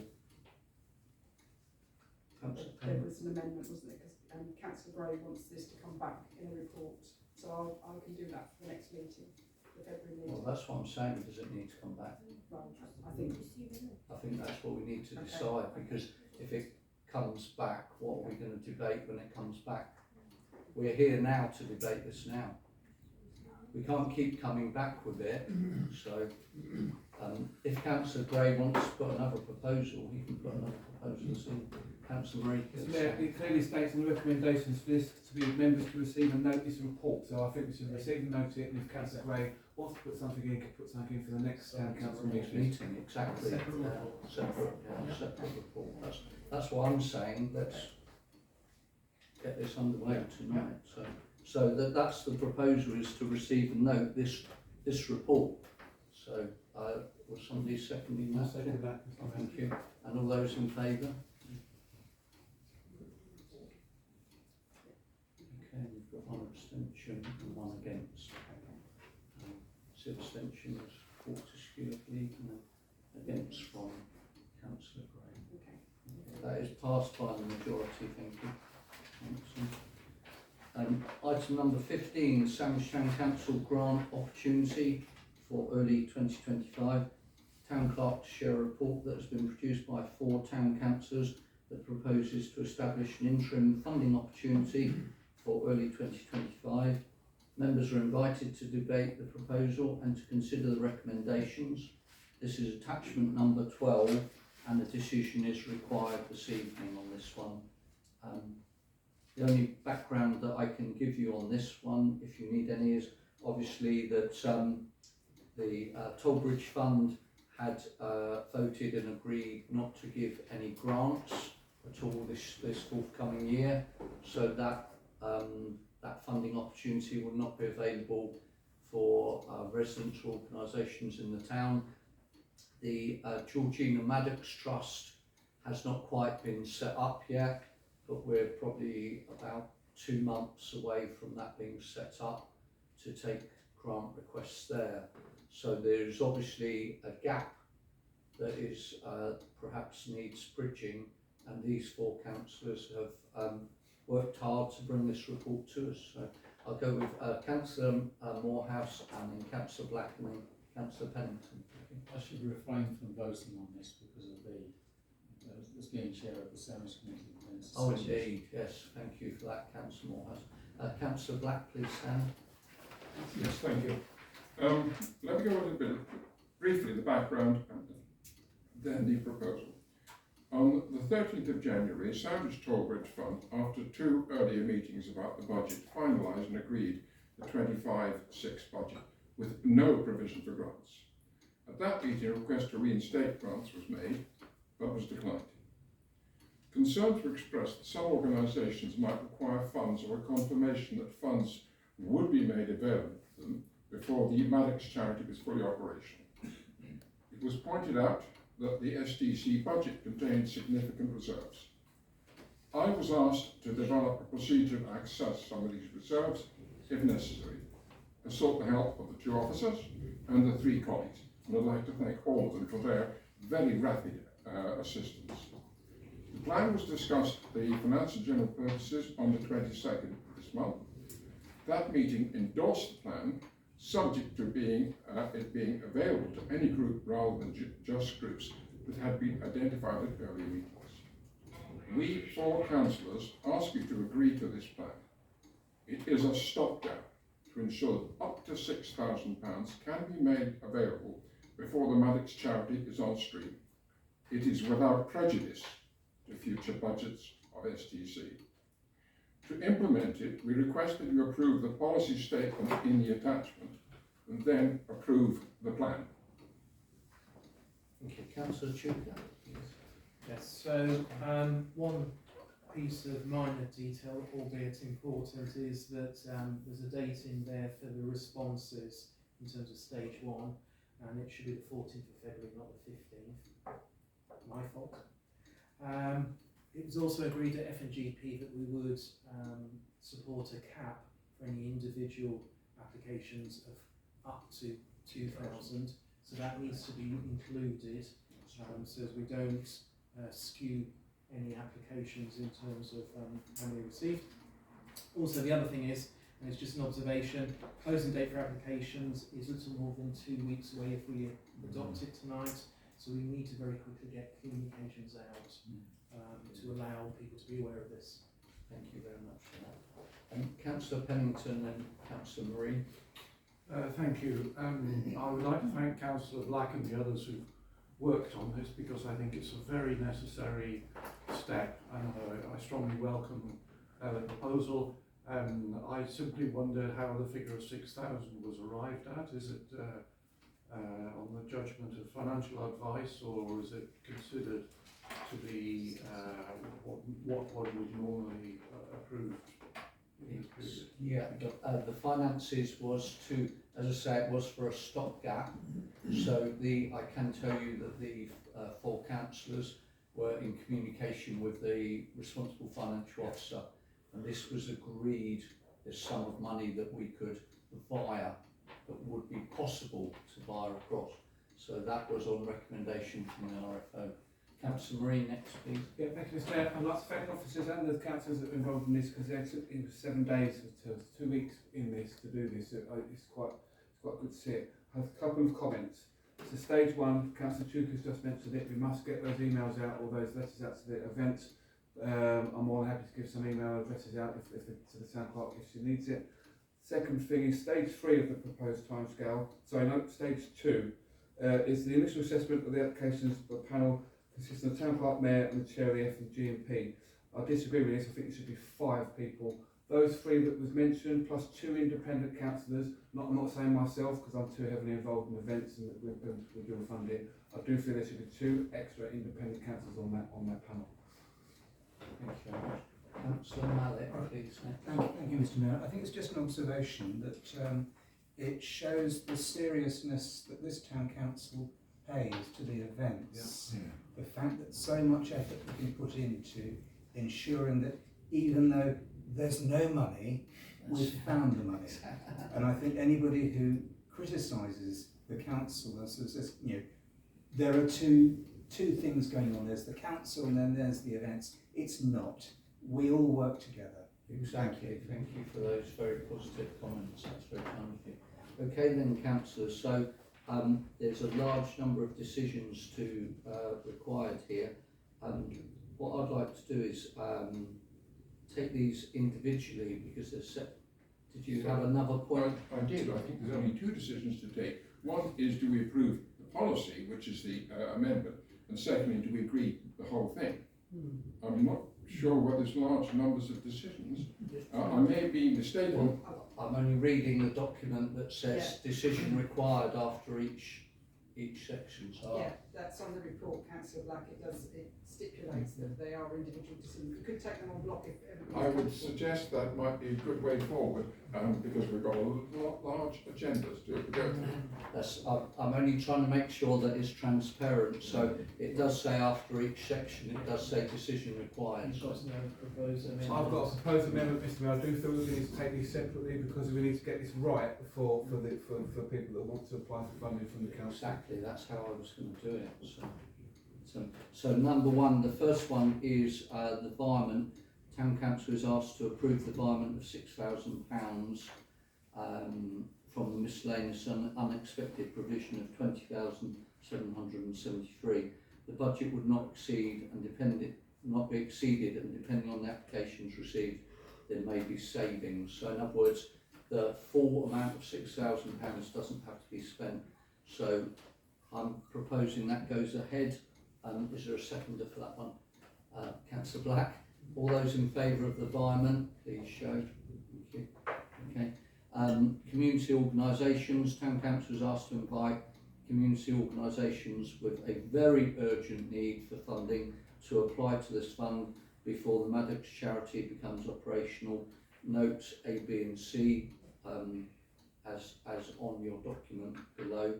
I would like to propose that this is community organisations. Are you voting, Councillor Moorhouse? Just a question. Do I need to show my abstain card at every decision, or can it be noted that I'm refraining from voting in the entire block? Voting on the entire block. Yeah, I can take that. So no need to put your card up. So we're now voting on only community organisations being able to apply for this. I'm happy to propose that. Councillor Black is seconding. All those in favour? Okay, that's been passed. Grant awarding process. The options are either to update and implement the STC procedures last used in 2022, or reuse, rebadge and update if necessary the existing STBF process. And this would be to be using the application form and grant award criteria that are detailed via the URLs. So in other words, they're the current ones that we already use. I'm quite happy to propose that we continue to use Can them. I just ask that that includes a statement about no award is greater than 2,000 individual awards? That would need to be an amendment. That's To that. That would be but needed. that can, yeah. So I'm quite happy with that amendment to propose that, and I believe Councillor Black is seconding that. All those in favour? Has been passed. Thank you very much. The proposed timescale for applications should follow the STBF route, but modified to meet the requirements of this exercise. Applications should be submitted by Friday the 15th, 14th, Thursday the 14th. No, Friday the 14th of February, and stage 1. Stage 2, the assessment is to be undertaken by Friday the 28th of February. I believe that date is correct. And stage 3, decisions on awards to be made at the full council at the end of March. So I'm happy to propose that. But I think for stage 2, the proposed amendments, whether the author of the report is willing to accept that suggested amendment.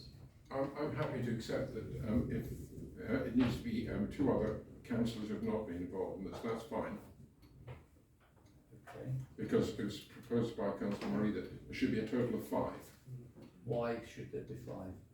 I think he made the point that the people who had discussed the point and were involved were perhaps too small a group, and he wanted a wider participation. If you want 5, I have no problems with 5, which is the question that Councillor Chuka asked. Okay, what's your proposal on that one? Oh, do you have a... I would support Councillor Marie on that. I think another 2, but I think we should select them right now. Well, that's what I was just going to say, but can I suggest that it's not anybody that belongs to an events organisation, Yeah. please?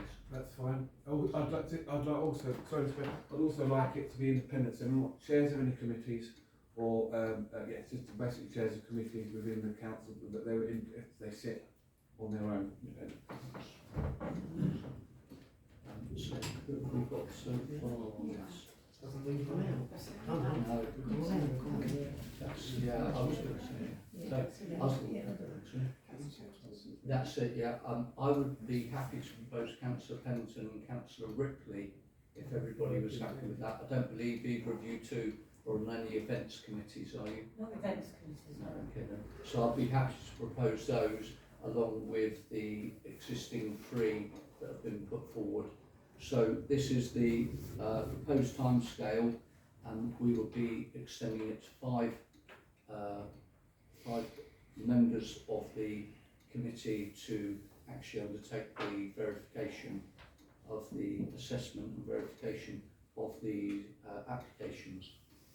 So I'm happy to propose that. Second. That amendment, and seconded by Councillor Reid. All those in favour?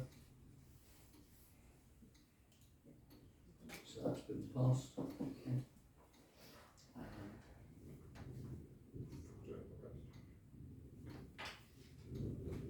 So these ones here, are these the same or are these? Yeah, those are the same. Yeah, They're the that's same, fine. aren't they? Yeah, they're the recommendations at the end. Oh, right, okay then. Right, so that does conclude the voting process. Excuse me, Mr Mayor, no it doesn't, because I specifically said this council needs to agree the policy, which is attachment 12. Yes, it's an extra policy. Sorry, because otherwise we don't have a policy. Yeah. Oh, There it sorry. is, there it is. Yeah. That's the- I'm happy to propose the policy. Seconded.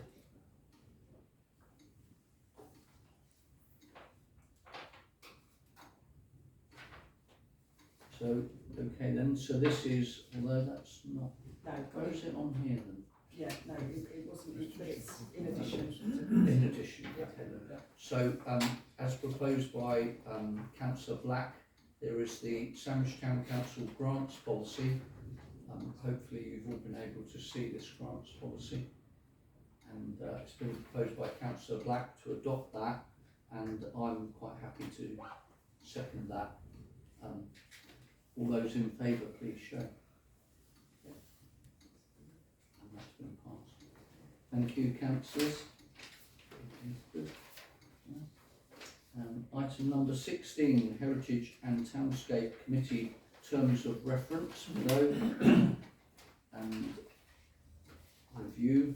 Members to consider proposed amended terms of reference for the Heritage and Townscape Committee as recommended by H&T Committee, to consider adoption of the terms of reference for H&T Committee, and this is attachment number 13.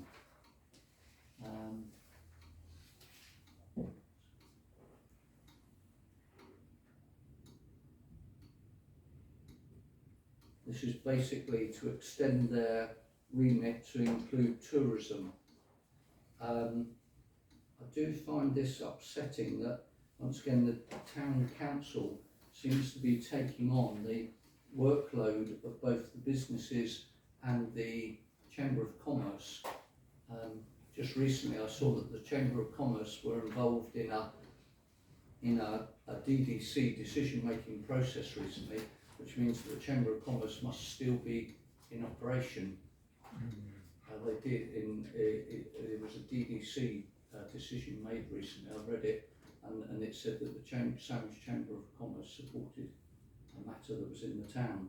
So, but it's a shame that Sandwich Town Council is having to take on, you know, this. It seems to go around in a big circle. In my 18 years, tourism seems to get taken on by other organisations and groups such as the Compass Group and Chamber of Commerce, and then after a little while it seems to come back to Sandwich Town Council, and then it's an additional workload for the officers.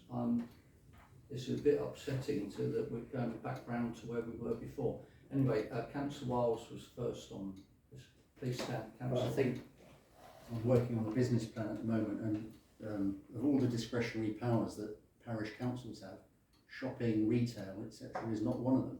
Exactly. So we get blamed for shops closing in the town, Exactly. but it's not our responsibility. Exactly. We're really suffering in this town through the lack of an effective chamber of commerce.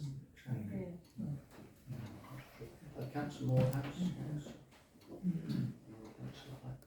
With regards to tourism, if you remember back in the dim distant past, we had one meeting per year. Exactly. And that was to agree on the figures for visitors in the Tourist Information Centre, and to agree on the opening hours. Yeah, that's And it correct. was thanks to myself and yourself and Councillor Mrs. the late Councillor Mrs. Lazar that we managed to get together a tourism committee which was meeting 6 times a year. Yeah. And gradually over the years it got diminished, then brought back by certain other mayors, depending on whether they like the idea or not. And that's where we are at the moment. Exactly. As I said, it's going round in circles, isn't it, really? But the buck always seems to stop with the town council, unfortunately, despite not having any money to undertake them. Councillor Black and then Councillor Pennington. Thank you. Well, the reason I raised it is that the current terms of reference just list toilets and tourism in the same paragraph. Is that really what you want? Because that's what it says at the moment. I mean, to manage the public conveniences leased by the council, oversight of the visitor information, the value for residents and visitors, receiving regular reports and visiting on the strategies, policies and plans. And that's it for tourism. And yet we talk frequently in this council about the need for tourism. Now, I proposed a new term of reference on the 15th of January, and it was discussed, and subject to a couple of amendments, this was accepted by the Heritage and Townscape Group. It is an interim because none of this has ever been discussed with the Tourism Forum. I suspect it may be intended for the first Tourism Forum meeting, but that degenerated a little bit, as those of us who are present may recall, and it was never discussed. I've spoken to the chair of the Tourism Forum. He is happy to have a discussion at the next forum meeting about the kind of relationships Forum would like to have, as opposed to what the council said it wanted, because it produced some incredibly bureaucratic terms of reference. We've moved on from there, as yourself you're aware, because you've been able to attend Exactly. We've moved on tremendously from there. A lot of this work will continue to be done by the Forum, but I do think we need to have something in there as an interim to recognise the importance of tourism, because we talk about it often and it seems to be one of the key lifebloods of the town. If we don't put it in here, it isn't anywhere. Now, one of the councillors at the meeting last week suggested it should be a full STC. That's not for debate today. That's at some stage in the future. But the chair of the committee and I suggest that this should be an interim until such time as we've really had a chance to work out exactly who is doing what. But to leave it with toilets or nothing at all, I suggest is not quite what we should be trying to do. Thank you for those comments, Councillor Black. So, Councillor Pennington next, please. Thank you. And Councillor Mallet. Sorry, Councillor. I have, shall I go?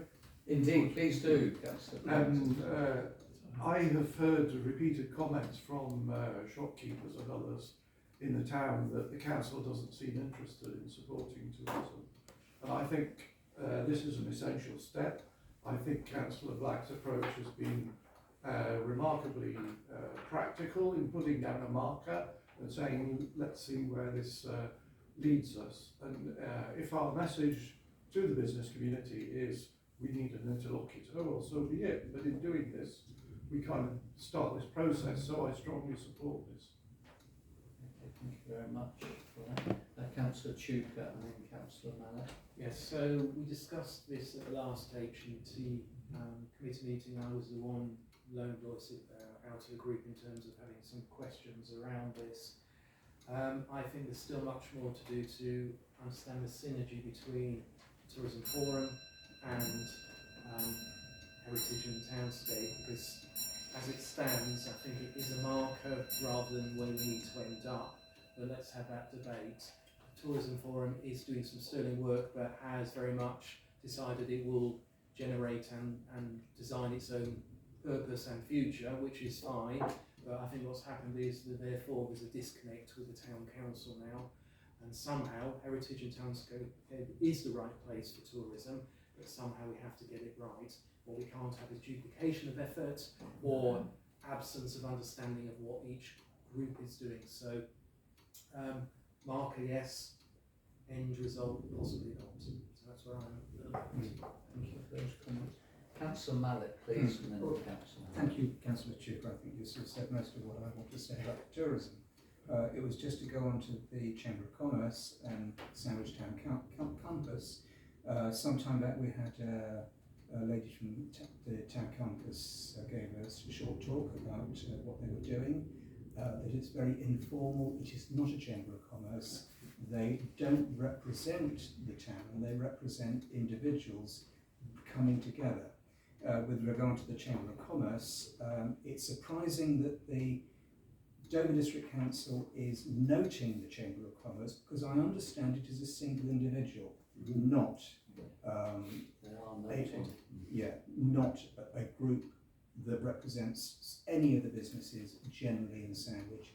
So I think a big lack we have is realistically there is no Chamber of Commerce. There might be one by name, but it does not represent more than 8%, if that, of Sandwich. And I think, as I say, it's a lack, and possibly it's the Heritage and Townscape or an individual to start approaching the businesses and say, what do you want? How do you want to bring aid as a group? Do we work with Compass? How do we make it happen? Beyond that, I'm not really sure. I'm sure it is a possibility. Just on that note, I mean, certainly last year with setting up one of the festivals, I did a leaflet which was circulated to every single business in Sandwich, every single public-facing business, to say this is what is going to happen. What would be far better is to be able to go to their organisation and say, this is what we're going to do, what do you want to do, how do you want to come into it, rather than having to reinvent the wheel, which I'll be doing again this year. And it seems to be a complete, it's not a waste of time because it achieves a huge amount and they appreciate it, but there are better ways of doing it. Thank you. Thank you for those comments. Councillor Moorhouse, did you have a... Thank you, Mr. Mayor. I'm somewhat concerned about the DDC giving credence to a Chamber of Commerce that doesn't exist. I did see it, I'll try and So look it it up would be when I see interesting it, to but find there was out where a it's decision about because something. that does need reporting. It was something that was... The Chamber of Commerce, as it was an organisation that met monthly, second Monday of every month. Because the STC meeting was the first and third Mondays of every month. And it was an open invitation to all the businesses, not just the members. And there was 2 town STC representatives on the Chamber of Commerce. And in addition to that, some of the members of the tourism committee also attended the chamber. So there was some synergy between the 3 organisations. Exactly. That's right. And just to add to Councillor Moorhouse, because Councillor Moorhouse and myself have been secretary or chairman or whatever of the previous Chamber of Commerce, and the previous Chamber of Commerce used to arrange events and organise, you know, statistics to be taken on footfall and things like that. And that is really where this should really lie, because as with Deal Warmer Chamber of Commerce, they've got an exceptionally strong Chamber of Commerce that organise all sorts of things, including the Christmas lights. So when you go to Deal and you see the Christmas lights in Deal, you know, your breath's taken away, because they have the power, the money and the organisation to do that. Here what we're doing is we're bringing it back to the town council to fiddle with, whereas really it should be a separate standalone organisation who is getting funding. I mean, they could get funding from Sandwich Town Council or the Tollbridge Fund, but then undertake the provision of tourism initiatives. You know, I mean, when Councillor Moorhouse and I were on there, I got the Dominic Parker from Gogglebox or Googlebox or something. I got him to be the chairman of that, and of course he brought all his contacts. He brought people down from London to do an assessment of Sandwich. How should we be marketing it? What's the USP? The town council will not have the ability to do any of that. So what we're missing here, as Councillor Black said, we're putting an interim thing in which will barely suffice for something. What this town council really needs to do once and for all is get an organisation set up external to the town council to actually bite the bit and take on proper tourism for the businesses here in Sandwich. Until we do that, you're going to get what I just said a minute ago, is the wheel goes around and it comes round and it ends up back on our table desktop and we have to pick it up again.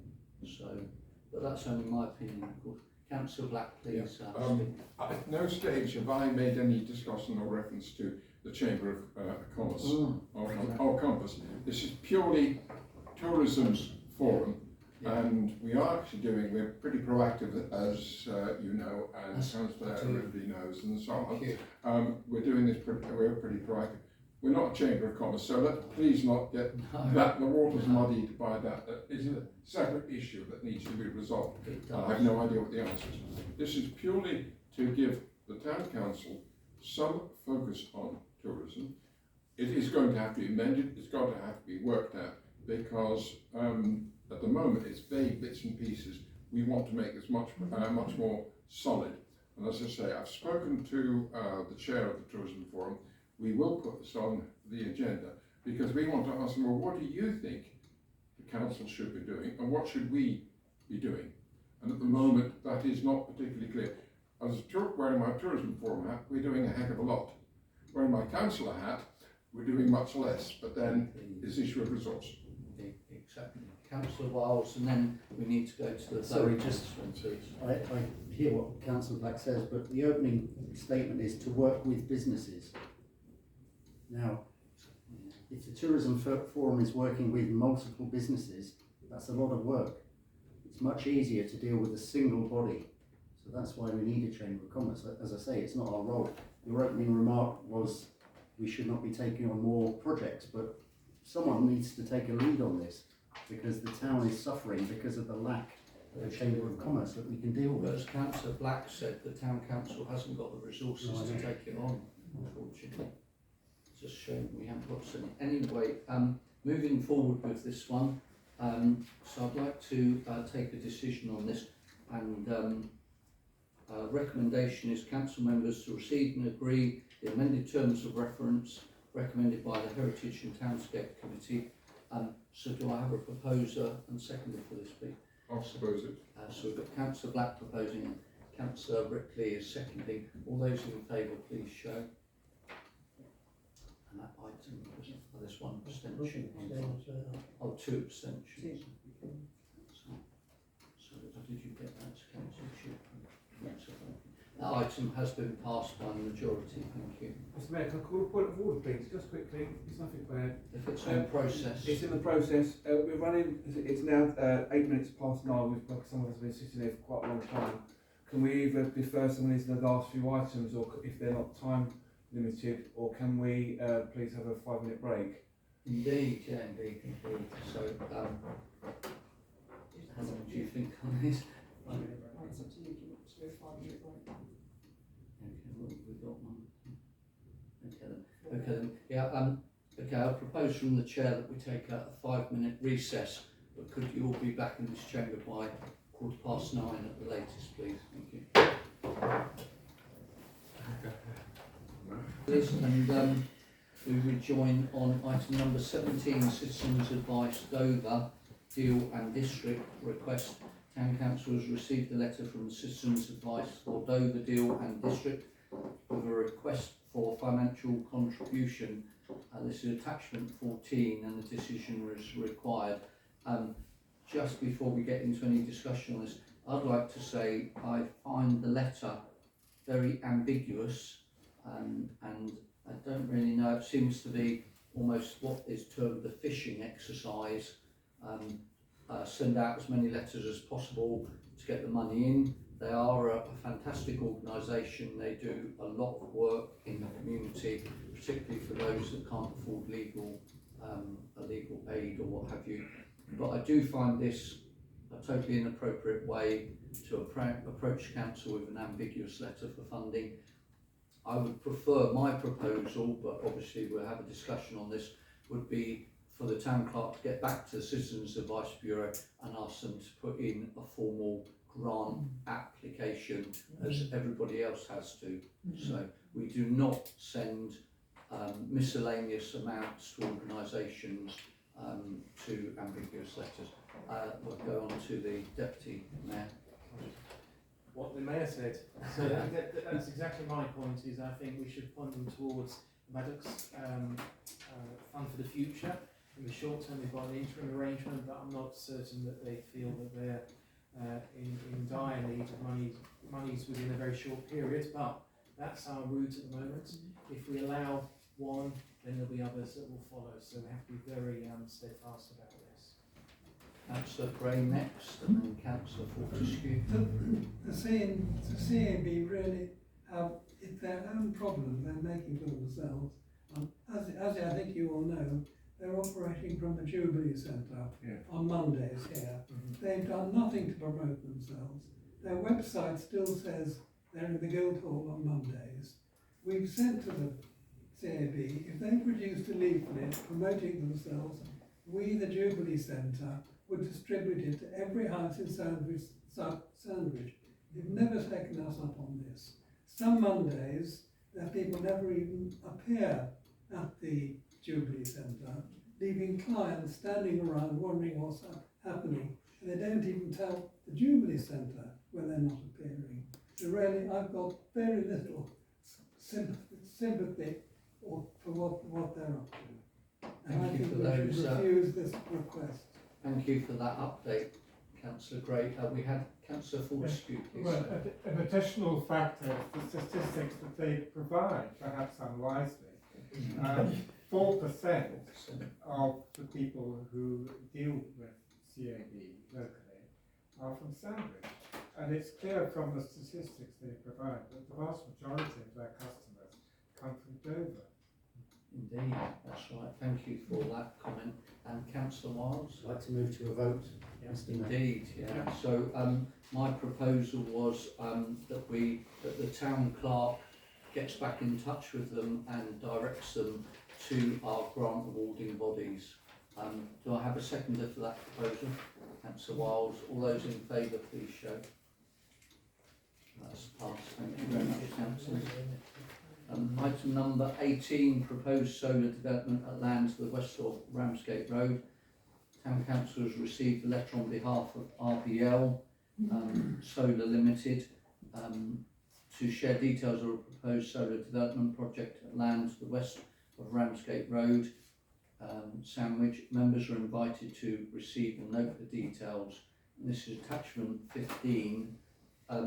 I don't really want to go into a full discussion on this because I'd see this more as a planning issue, but if anybody has any burning proposals or issues, then we could hear those. Councillor Marie? I don't know what the standard of the state, but what would it be an idea to move this to planning so we can, the planning committee can speak about it, vote on it, and then just bring it back to the council. So that could be your proposal.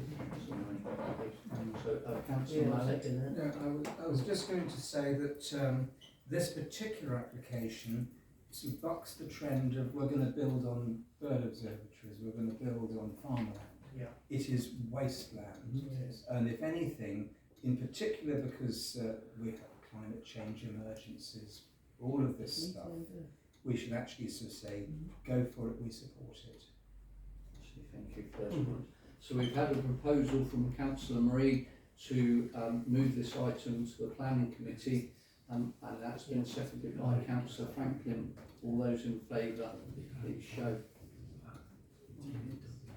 Against that, Councillor Black.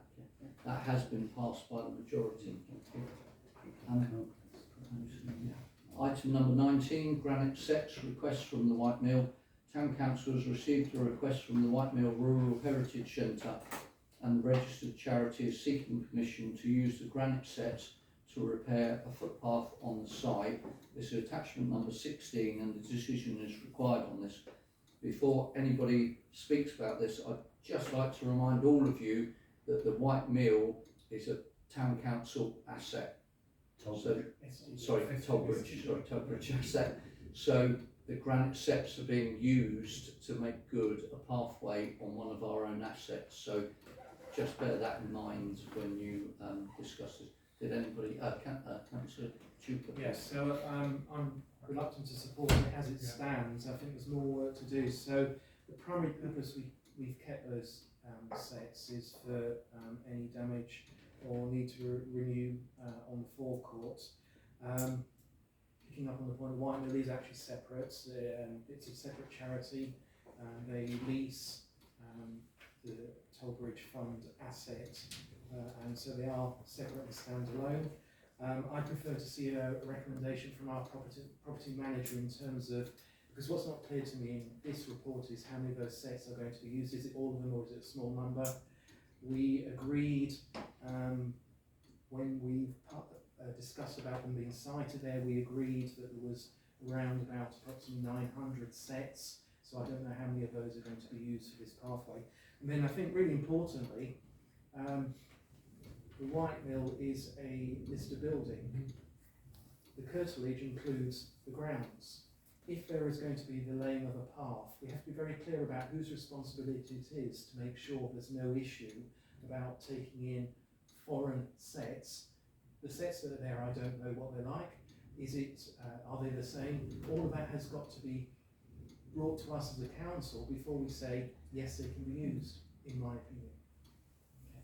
I'll get Councillor Franklin next because you know Yeah. the background. I mean, everyone from this council should have been up to the Whitemill. I mean, they've been on the council now nearly 2 years, and they all know that some of the footpaths are not very good. They're pebble paths, and the paths are already there. These sets, if they're used, will be just set on sand, so whoever need 5 or after the set, they can just take them out and bring them here. Put the damaged ones there, turn them upside down, because it's generally one side. And generally, I expect if they use any sets, it may be, I mean, they're granite, aren't they? They're not big much. So all we're doing is our own property, and we're just going to make it safer and also better for wheelchairs, because at the moment there, the access is not very good for wheelchairs, especially those pebbly paths and some of the. So to me, it'd be a lot safer and it'd be a lot better for disabled access. So I'm all for it. Thank you very much. Councillor Marine. Yeah, thank you, Mr. Mayor. I agree with what Councillor Franklin is saying. However, if we have to take the sets up, then they have no path again. The other thing, I do agree with what Councillor Tuke is saying. I just want clarification whether they have to put in a planning application to do this as well, because it's a listed area, and that's another, and the conservation officer needs to really have to get involved. So that's a bit of a grey area because I haven't seen any planning applications for it. So I'm a bit stiff. So I think it's a repair, Mr. Mayor. You don't need planning. It says repair actually. Yeah. Councillor Pennington, please. Yes, thank you. Yeah, I think we should strongly support Whitemills in the work that it does, and I think it's a huge asset. But I agree with Councillor Schuker that this presentation, as it stands, needs much more work, and I would suggest that the property manager has a look at what are the best options for the path, how many sets will be required, and so on, before we take a decision. Councillor Mallet, please. Thank you, Mr. Mayor. I would propose, my preference would be to see them actually being used, because they're pretty well indestructible. If they're being stored, they're taking up space. I do accept that it needs correct planning and logging, in the sense of in 50 years' time, because we upgrade the forecourt every 50 years. The only person who might be here in 50 years was Dean. I doubt it. Very much doubt it. Heaven forbid. But to make sure in 50 years' time we know whose sets are which. But yeah, otherwise I would lean towards that. Yes. So I would like to put forward a proposal that we defer a decision on this matter until the property manager can come back to us and actually determine the issues that have been raised in this chamber tonight. Would Can anything? I just add to that it's done in time for the next meeting? Yeah. We keep this tight, so therefore it's only a month's delay. There's only a small number of questions that need to be answered, and as long as we've got that, we should be supporting the White Belt. So and that be I done second that. before the February meeting. So did I have a seconder for I that? second that. Okay, councillor Marie. All those in favour of deferring this till February meeting? Thank you, that's been passed. Thank you very much. Item number 20 is staffing strategy, caretaking and cleaning. Members are asked to consider a report and staffing strategy for caretaking and cleaning, which has been produced by the property manager. Members are also invited to receive and note the report. This is attachment 17. A decision is required on this. This was actually, if you want to blame anybody, this was actually my initiative. For those of you that have been here a long time, you will have seen that staff come and staff go, staff come and staff go, people get trained up, we spend a lot of money. In order to recruit somebody now, it costs several £1,000s just to recruit somebody. Then to train them up, they're not actually suitable to undertake a job role for several weeks or months even. You know, and this process, I spoke to the town clerk and I said, I don't want this process to continue. So when the previously recent caretaker left our employment, I said I want some sort of new initiative or model to be drawn up, because also we've had a number of issues around caretaking roles because of the time. It's working antisocial hours, weekends and evenings. It is very difficult if anybody is sort of perhaps unable to undertake parts of the role.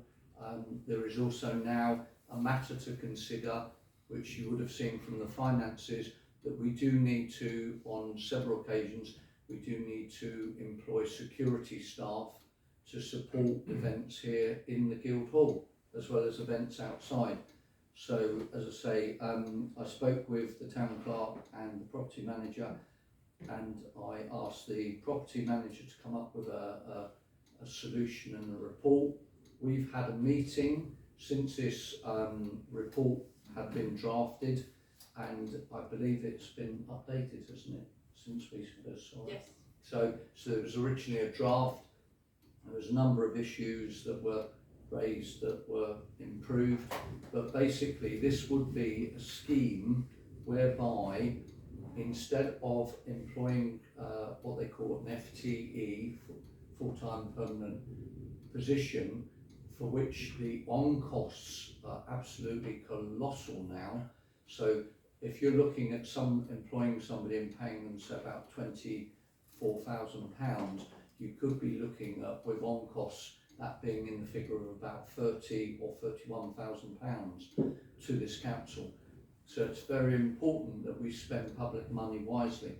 Now, with this model, with this solution, this will enable the property manager to actually employ staff members as and when they're needed, and only pay for when we use them. And this will include the toilets and the cleaning and the caretaking.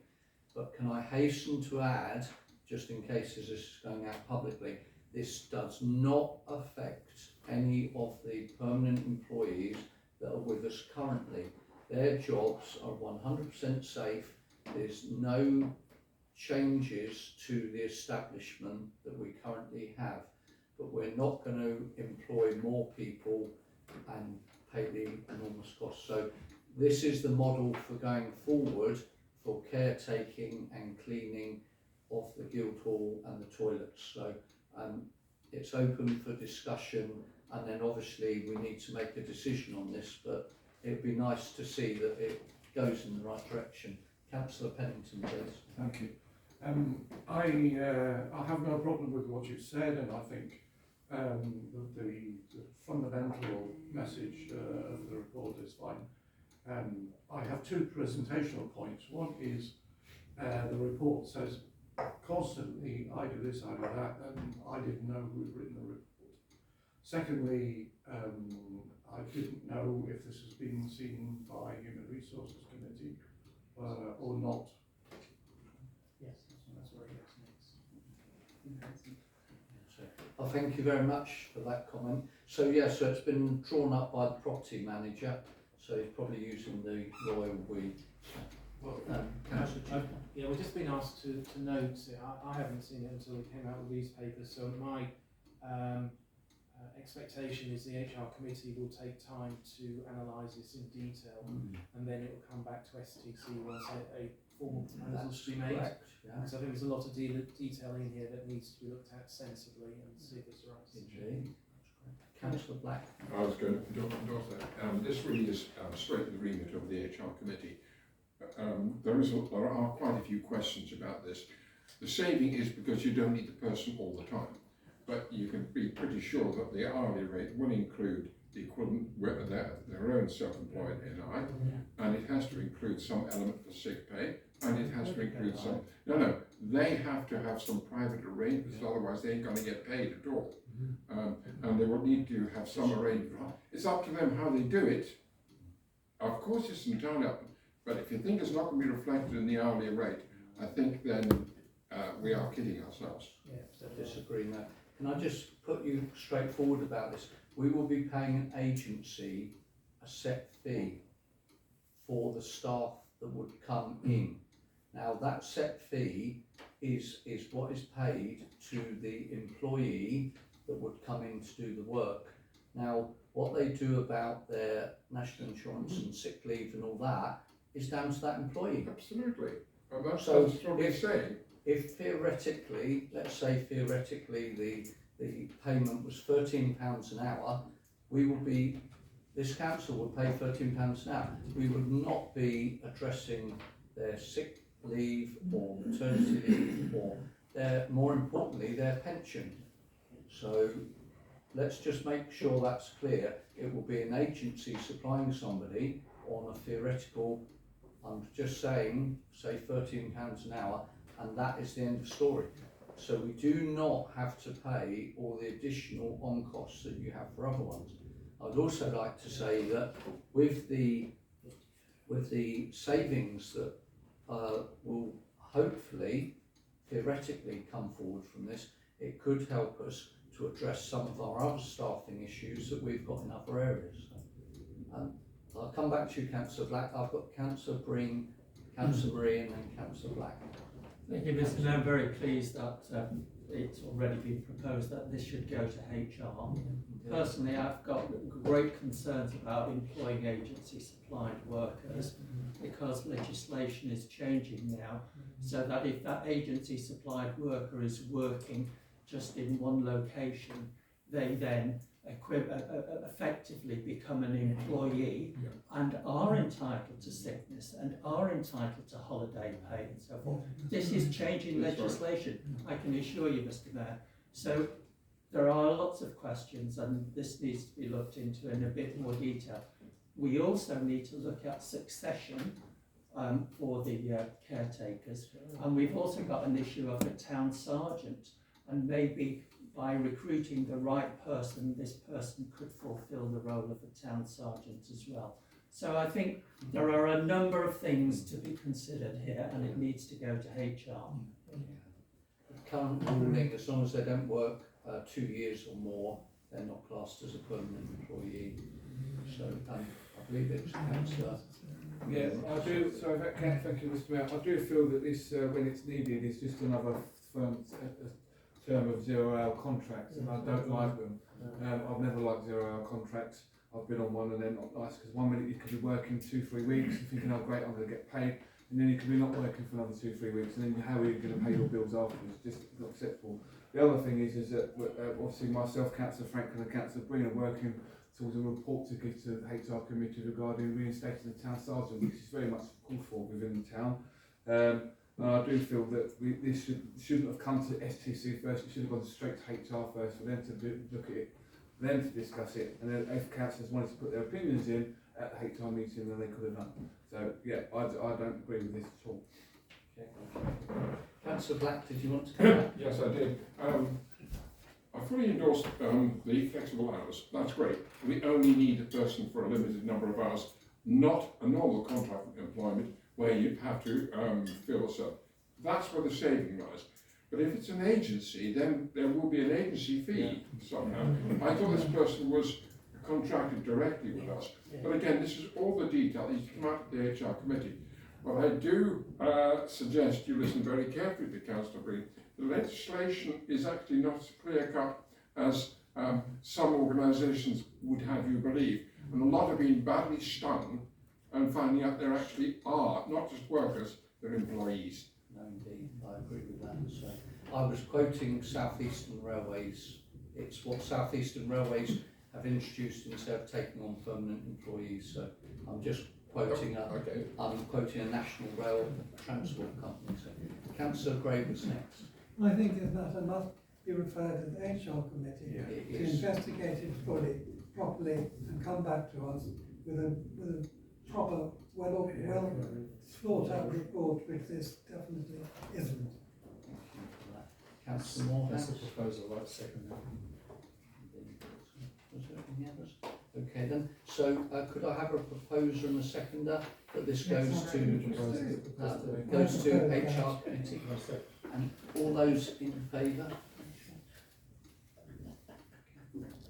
Thank you, that's passed. Sorry, Ms. Mayor, can I just add that the property manager should be thanked for it, because actually it's stimulated opportunities to look at the status quo, and let's not decry that, because that's important. That's what we should be doing, is looking how do we make the council more efficient but still deliver the services we're expected to deliver. So I think he needs to be thanked for the work he's done. Could you make a note of thanks to the property manager? Thank you very much. And item 21 is date of the next full council quarterly meeting, which will be Monday the 24th of February 2025 at 7 p.m. Thank you very much for your attendance tonight, councillors. Hold it.